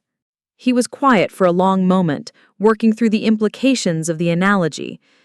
When you put it like that, it's exactly like that. The only difference is that instead of stealing money, she stole recognition. Instead of unauthorized purchases, she made unauthorized claims about her own generosity. The theft was emotional rather than financial, but it was still theft. And you have every right to take back what's yours. He said it slowly, like someone learning a new truth that required careful handling. Even if it means we lose things we've come to depend on. Especially then, because your dependence on these things should come with acknowledgement of where they came from. Gratitude should be directed toward the actual giver, not the person who happened to be standing nearby when credit was distributed. My father nodded, his face serious with understanding. You're right. Of course you're right. And I'm ashamed that it took you walking away for me to see it. The validation felt different coming from him than it had from my grandmother. Where her recognition had been immediate and emotional, his was slower, but perhaps more significant. The acknowledgement of a man who had benefited directly from my invisible labor and was willing to give up those benefits rather than continue participating in my erasure. Will you help me explain this to your mother? I asked. Will you help her understand that this isn't about punishment or spite, but about making my contributions visible? I'll try, he said, though his voice carried the uncertainty of someone who wasn't sure how to navigate the conversation ahead. She's not going to like losing all these things. She's built her whole identity around being the perfect hostess, the thoughtful gift giver. An identity built on my labor and my money. Maybe it's time she built an identity based on her own contributions instead of mine. Maybe it is. He helped me load the last few boxes into my car, his movements careful and respectful, as if he was handling artifacts from a museum rather than kitchen appliances and home decor. Sarah, can I ask you something? Of course. Do you think, is there any chance we can rebuild this relationship? Start over with honesty and acknowledgement instead of assumption and invisibility? The question hung between us like a bridge waiting to be crossed. I could see the genuine remorse in his face, the real desire to do better, to be better. But I could also see the years of accumulated damage, the deep wounds that wouldn't heal just because someone finally apologized for inflicting them. I don't know, I said honestly. I hope so. But it would require everyone in this family to fundamentally change how they see me and interact with me. It would require your wife to acknowledge that she's been stealing credit for my contributions for years. It would require all of you to start seeing me as a person rather than a convenient source of free emotional labor. That's a fair requirement. More than fair. And I'll do everything I can to make it happen. I closed my car door and looked back at the house where I'd spent my childhood learning to make myself small, learning to give without expecting acknowledgement, learning to love people who couldn't see me clearly enough to love me back.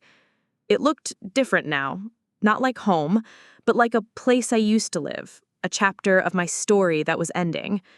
"Goodbye, Dad," I said, not sure whether I meant for the afternoon or forever. "Goodbye, sweetheart."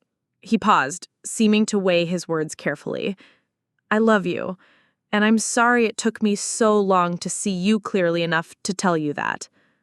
The drive back to my apartment felt like traveling through time, carrying pieces of my history back to the place where I was learning to build a future. My car was full of objects that had been expressions of my love, gestures that were finally being returned to their rightful owner. Not because I needed the material things, but because I needed the acknowledgement they represented. Back in my apartment, I arranged my reclaimed gifts with the care of someone curating a museum exhibition. The china went into my kitchen cabinets, transforming my modest dinnerware collection into something elegant enough for special occasions. The mixer found a place on my counter, ready to help me create my own holiday traditions. The sound system filled my living room with the music I'd chosen, played through speakers that finally acknowledged their true benefactor. Each item in its new place felt like a small victory, a piece of my identity restored to its rightful context. These were my choices, my investments, my expressions of love, no longer credited to someone else's account, no longer invisible in the story of my own generosity. My phone buzzed with a text from my grandmother. "How did it go, sweetheart?" I typed back. It went exactly as it needed to. I'm home now, surrounded by the gifts I gave to myself by taking them back. Her response came quickly. "I'm proud of you for standing up for yourself. Real love doesn't require invisibility." Real love doesn't require invisibility. The words settled into my heart like seeds finding fertile ground, promising to grow into something stronger and more sustainable than the desperate performance of love I'd been practicing for 23 years. Outside my window, the December afternoon was fading into evening, the sky painted in shades of pink and gold that suggested new beginnings rather than endings. I made dinner using my reclaimed mixer to prepare fresh bread, ate off my own china while listening to music from my own stereo, wrapped myself in my own throw while I planned the next chapter of a story where I would finally be the protagonist instead of the invisible supporting character. For the first time in my adult life, I was surrounded by things that acknowledged my existence rather than erasing it. For the first time in memory, my space reflected my choices, my contributions, my right to be seen and valued and credited with my own generosity. It felt like coming home to myself. The birthday invitation arrived on a Tuesday, in June, delivered by my grandmother's careful handwriting on cream-colored cardstock that felt expensive between my fingers. "You're cordially invited to celebrate Linda Morrison's 50th birthday," it read, with details about a garden party at my parents' house and a request to RSVP by the 15th. I sat at my kitchen table, now graced permanently with the china I'd reclaimed, studying the invitation like an archaeologist examining artifacts from a civilization I'd once belonged to. My mother's 50th birthday, a milestone that would have sent me into weeks of planning and saving, researching the perfect gift that would somehow capture 50 years of life and love and gratitude for the woman who had raised me. The irony wasn't lost on me that this invitation was the first communication I had received from my family since the day I'd collected my gifts. 6 months of silence, broken only by my grandmother's weekly phone calls and my father's occasional awkward text messages asking how I was doing and if I needed anything. My mother, apparently, was still waiting for the apology she demanded on Christmas night. The silence had been difficult at first. After 23 years of being enmeshed in my family's daily drama, their constant needs and celebrations and crises, the quiet felt unnatural. I'd catch myself reaching for my phone to check on someone's doctor's appointment or ask how a job interview had gone, only to remember that I was no longer the family's designated emotional caretaker. But gradually, the silence had become peaceful rather than painful. I discovered that without the constant pressure to manage everyone else's happiness, I had time and energy for my own life.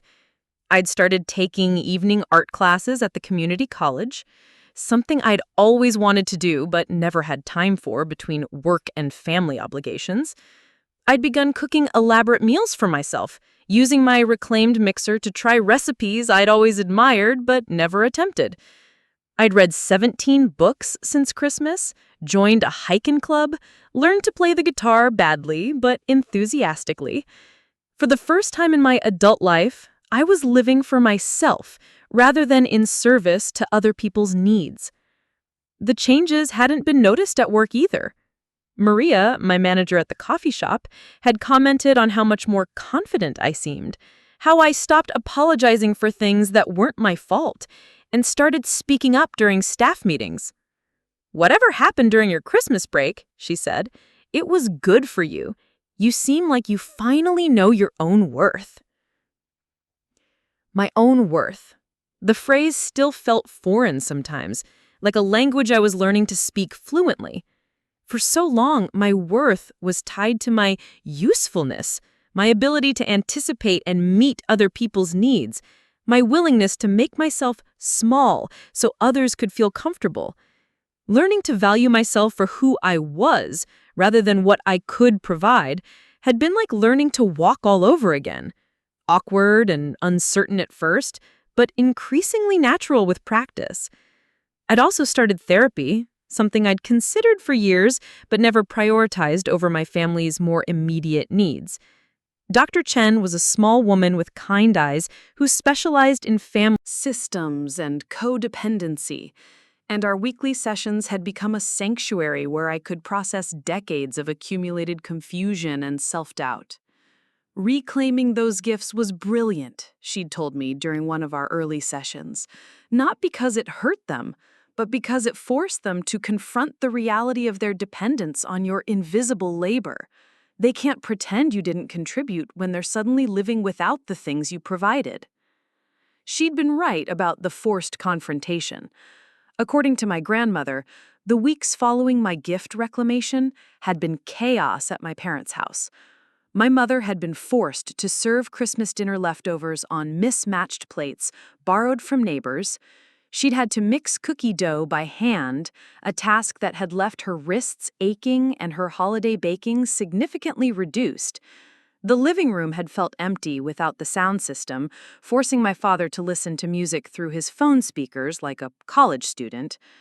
"Your mother kept saying it was just temporary," my grandmother had reported during one of our phone calls, "that you'd come to your senses and bring everything back once you'd made your point. But your father told her that wasn't going to happen, that you weren't making a point, you were reclaiming your identity." My father had, surprisingly, become something of an ally in the months since our driveway conversation, not in any dramatic way that required choosing sides or making grand gestures, but in small, consistent acknowledgments that I was a real person with real contributions. When my grandmother mentioned something nice that had happened to me, he'd ask follow-up questions instead of immediately changing the subject. When family stories were told, he'd started correcting the record about who had given which gifts or organized which celebrations. Sarah arranged that anniversary photo session, he'd said during Easter dinner, according to my grandmother's report. She hired the photographer and coordinated everyone's schedules. I always wondered how your mother had managed to pull that together so perfectly. These small corrections had apparently created ripple effects throughout the extended family. Cousins and aunts and uncles were slowly learning that the family's gift-giving superhero had never been my mother, but the quiet daughter who had somehow remained invisible despite being the source of so much thoughtfulness and generosity. The revelation had been particularly shocking to Melody, who had called me 2 months after Christmas with a voice full of confused hurt. "Sarah, I just found out that you bought me that bracelet for Christmas. Mom, Linda didn't tell me it was from you. Why didn't you say something when I thanked her?" "I tried to," I'd told her, keeping my voice gentle, despite the frustration that still flared when I thought about that morning. But I was told I was being dramatic and causing unnecessary problems. That's really messed up. I feel terrible. I've been wearing this bracelet and thinking about how thoughtful Aunt Linda was, and it was you the whole time. You spent all that money on me, and I didn't even know to thank you? The conversation had been complicated. Part apology, part confused anger at the adults who had allowed such a fundamental misunderstanding to persist. But it had also been the beginning of a different kind of relationship with my cousin, one based on truth, rather than the distorted family mythology we'd both been raised with. "I want to pay you back for the bracelet, or at least contribute something toward it. I feel like I stole something from you without knowing it." "You didn't steal anything," I assured her. "You were lied to, just like everyone else. The person who stole something was the one who took credit for my gift." Now, holding this birthday invitation, I wondered what kind of celebration my mother was planning without access to my financial contributions or organizational skills. For the past 5 years, I'd been the one to coordinate family birthday parties, researching caterers, arranging flowers, organizing the guest list, handling RSVPs. I'd done it invisibly, of course, with my mother accepting praise for the beautiful celebrations while I cleaned up in the kitchen afterwards. This invitation looked different from the ones I'd created for previous milestone birthdays. The cardstock was thinner, the font less elegant, the wording more formal and less personal. It looked like something ordered from a catalog rather than carefully customized, a generic celebration rather than a thoughtfully planned event. I found myself curious about what the party would be like, not because I was considering attending, but because I was genuinely interested in seeing how my family had adapted to functioning without my invisible support system. Were they discovering how much work had been involved in creating their comfortable, well-organized life? Were they beginning to understand the true cost of the gifts and gestures they'd taken for granted? My phone rang while I was still contemplating the invitation, my grandmother's name appearing on the screen, with its usual Tuesday evening punctuality. Our weekly calls had become one of the highlights of my week, an hour of conversation with the one family member who had fully committed to seeing me clearly and treating me with the respect I deserved. "Hello, sweetheart." Her voice carried its familiar warmth. "How was your week?" "Good," I said, settling into my favorite chair with a cup of tea.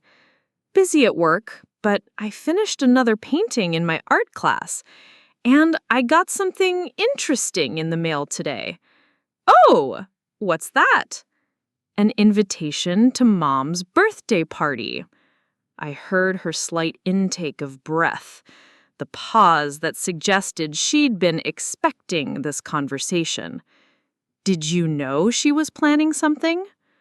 She helped her address the invitations last weekend. She was struggling with the organization. Asked me to come over and help figure out the guest list and the wording. The image of my mother struggling with party planning, something that had always appeared effortless because I'd handled all the details, stirred an unexpected mixture of emotions. Not quite sympathy, but a recognition of how dependent she'd become on my invisible labor without ever acknowledging that dependence. "How is she doing?" I asked, genuinely curious. "With everything. I mean, the adjustment." My grandmother was quiet for a moment, choosing her words carefully. "She's learning." It's been hard for her to accept that she wasn't actually the organized, thoughtful person she believed she to be, that so much of her identity was built on things other people were doing for her. Other people being me? Other people being you. And she's having to confront the fact that she never learned how to do those things for herself because she always had you to do them for her. The birthday party planning struggles suddenly made more sense. My mother had probably spent decades accepting compliments on her hostessing skills without ever realizing how much invisible work went into creating those seamless celebrations. Now, faced with organizing her own milestone birthday, she was discovering the gap between her reputation and her actual abilities. "Is she angry?" I asked. "About the gifts? About me not calling? About everything?" "She's a lot of things. Angry, yes, but also confused and hurt, and maybe finally starting to understand what she lost when you decided you were done being invisible." "What do you mean?" "I mean, she's realizing that she didn't just lose some household items when you took back your gifts. She lost her daughter. And she's beginning to understand that those two things are connected, that her willingness to erase your contributions eventually led to losing you entirely." The admission hung between us, heavy with the weight of recognition and regret.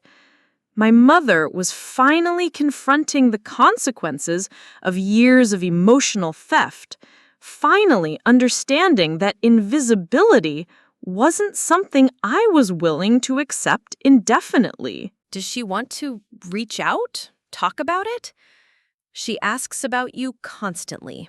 How you're doing, whether you're happy, if you ever mention missing the family. But she's still waiting for you to apologize for overreacting to what she calls a simple misunderstanding. The familiar frustration flared in my chest. Even now, 6 months later, my mother couldn't acknowledge that the systematic erasure of my contributions had been anything more than a minor miscommunication. She was still clinging to the narrative that positioned me as overly sensitive rather than legitimately wronged. "Then she's going to be waiting a long time," I said, "because I'm not apologizing for finally standing up for myself." "I know, sweetheart. And I think, deep down, she's starting to know that too." We talked for another half hour about my art classes and her garden club, my latest hiking adventure, and her ongoing attempts to master the technology required for video calls with her great-grandchildren. Normal conversation between two people who genuinely enjoyed each other's company, unweighted by the expectation that I would solve her problems or manage her emotions. After we hung up, I sat holding the birthday invitation, considering my options. I could attend the party and pretend that nothing had changed, slipping back into my old role as the invisible organizer who cleaned up after everyone else's fun.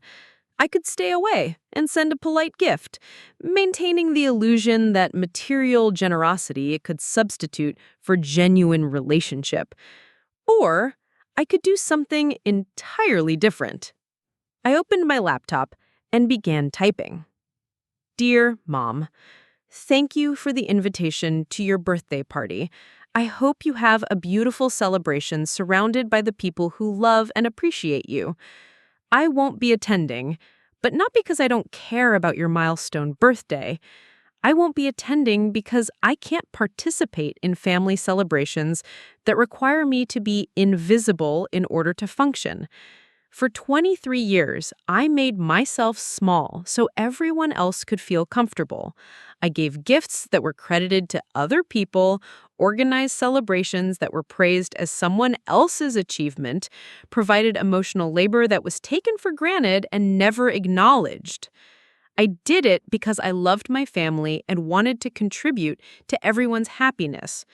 But love shouldn't require invisibility. Generosity shouldn't be stolen and rebranded. Family shouldn't mean that one person does all the giving while everyone else does all the taking. I've spent the last 6 months learning how to exist without erasing myself for other people's comfort. I've discovered that I'm actually a complete person with my own interests, talents, and worth that doesn't depend on what I can provide for others. I've learned what it feels like to be seen and valued and appreciated for who I am, rather than what I can do. I can't go back to being invisible. I won't go back to accepting credit theft as the price of belonging to this family. If you want a relationship with me, it has to be based on truth and acknowledgement and reciprocal respect. That means acknowledging that you built your reputation for thoughtfulness on my invisible labor. It means correcting the record when people praise you for gifts I bought and celebrations I organized. It means seeing me as a complete person rather than a convenient source of free emotional support. Most importantly, it means understanding that an apology isn't something I owe you. If anyone owes an apology in this situation, it's the person who spent years stealing credit for someone else's generosity. I love you, Mom. I've always loved you. But I love myself too much now to accept being erased as the price of that love. If you ever want to build a relationship based on honesty and mutual respect, you know where to find me. But I won't be returning to the old dynamic where my contributions are invisible and my worth is measured by my willingness to accommodate everyone else's comfort. Happy 50th birthday. I hope this new decade brings you the wisdom to value the people in your life for who they are, rather than what they can provide. Love, Sarah. I read the letter 3 times, editing for clarity and tone, making sure every word reflected exactly what I needed to say. It wasn't angry or accusatory, just honest about what had happened and clear about what would need to change for us to have any kind of relationship going forward. I printed the letter on good paper, folded it carefully, and placed it in an envelope with my mother's name written in the same calligraphy I'd once used for gift tags that were ignored or discarded. But this time, my words wouldn't be invisible. This time, my message couldn't be reattributed to someone else. 2 days later, I mailed the letter with a small gift. Not expensive or elaborate, just a simple card holder I'd made in my pottery class. Handmade, personal, impossible to mistake for something purchased with thoughtless efficiency. A gift that announced itself as coming from my hands, my effort, my choice to reach out, despite everything that had happened. The response came a week later. Not from my mother, but from my father. A single text message that said, "Your letter made your mother cry for 3 hours." Then she asked me to help her write a guest list for next year's Christmas celebration, one that includes you as yourself, not as an invisible organizer. She's ready to start over if you are. I stared at the message for a long time, feeling something shift in my chest. Not forgiveness exactly, and certainly not a return to the old dynamic, but maybe the beginning of something new, a relationship built on truth rather than performance, acknowledgement rather than erasure, mutual respect rather than one-sided service. It would take time, years probably, to rebuild trust and establish new patterns of interaction. My mother would have to learn how to see me clearly, how to give credit where credit was due, how to love me for who I was rather than what I could provide. I would have to learn how to engage with my family without losing myself, how to set boundaries without building walls, how to love people who were still learning how to love me back. But for the first time in 6 months, it felt possible. Difficult and uncertain and requiring more courage than I'd known I possessed, but possible.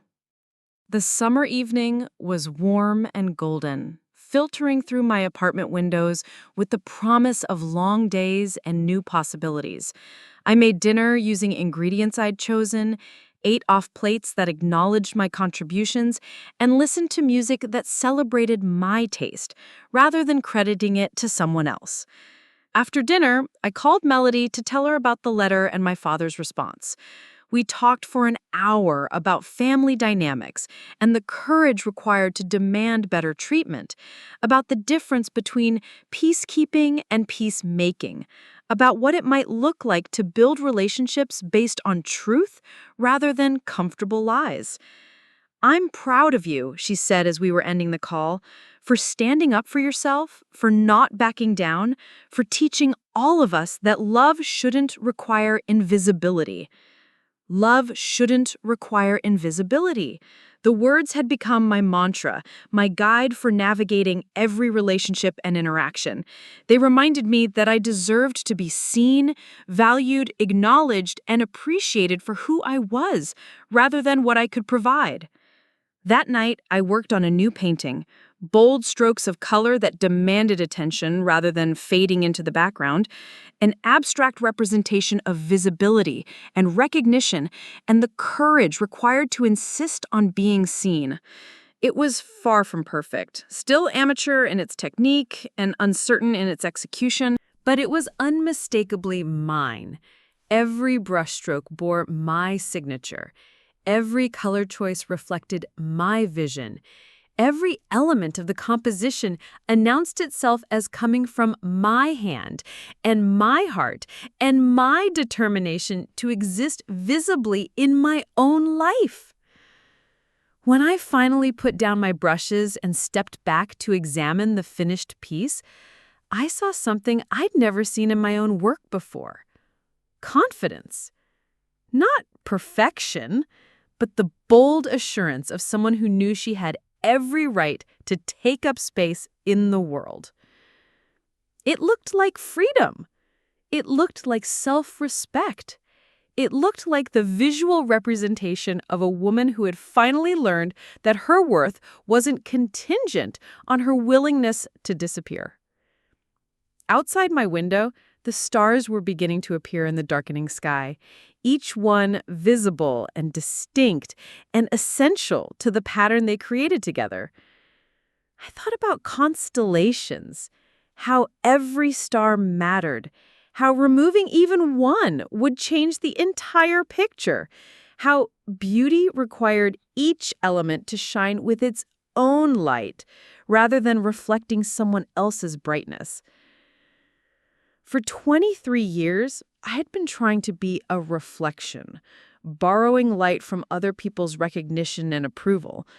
But reflections were fragile things, dependent on the generosity of others to exist at all.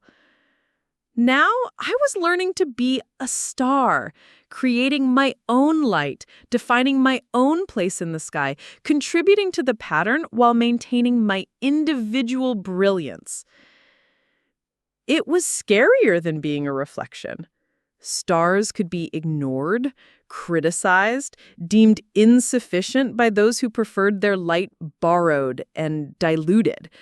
But stars could also be seen from great distances, could guide travelers through dark nights, could burn with the kind of intensity that changed everything around them. I was ready to burn that brightly, ready to risk being seen, being judged, being found insufficient by people who had grown comfortable with my invisibility. Ready, finally, to exist as myself rather than as everyone else's convenient supporting character.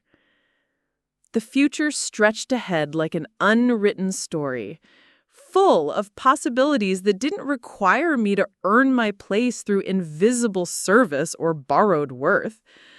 There would be challenges, learning to navigate relationships without losing myself, building a life based on my own values rather than other people's expectations, finding the courage to keep shining, even when others preferred me dimmed. But there would also be joy, the deep satisfaction of being known and valued for who I really was, the peace of living authentically rather than performing constantly, the freedom of contributing to the world as myself rather than as a ghost writing other people's stories of generosity and thoughtfulness. I turned off the lights in my apartment and prepared for bed, surrounded by the evidence of my own choices and contributions. Tomorrow would bring new opportunities to practice visibility, new chances to insist on being seen and acknowledged and valued for my actual self. But tonight, I would rest in the quiet satisfaction of a woman who had finally learned the difference between being loved and being useful, and who had chosen, courageously and completely, to be loved. If this story helped you see your own family dynamics differently, please like this video, share it with someone who needs to hear it, and subscribe for more stories about standing up for yourself. What would you have done in my situation? Let me know in the comments below.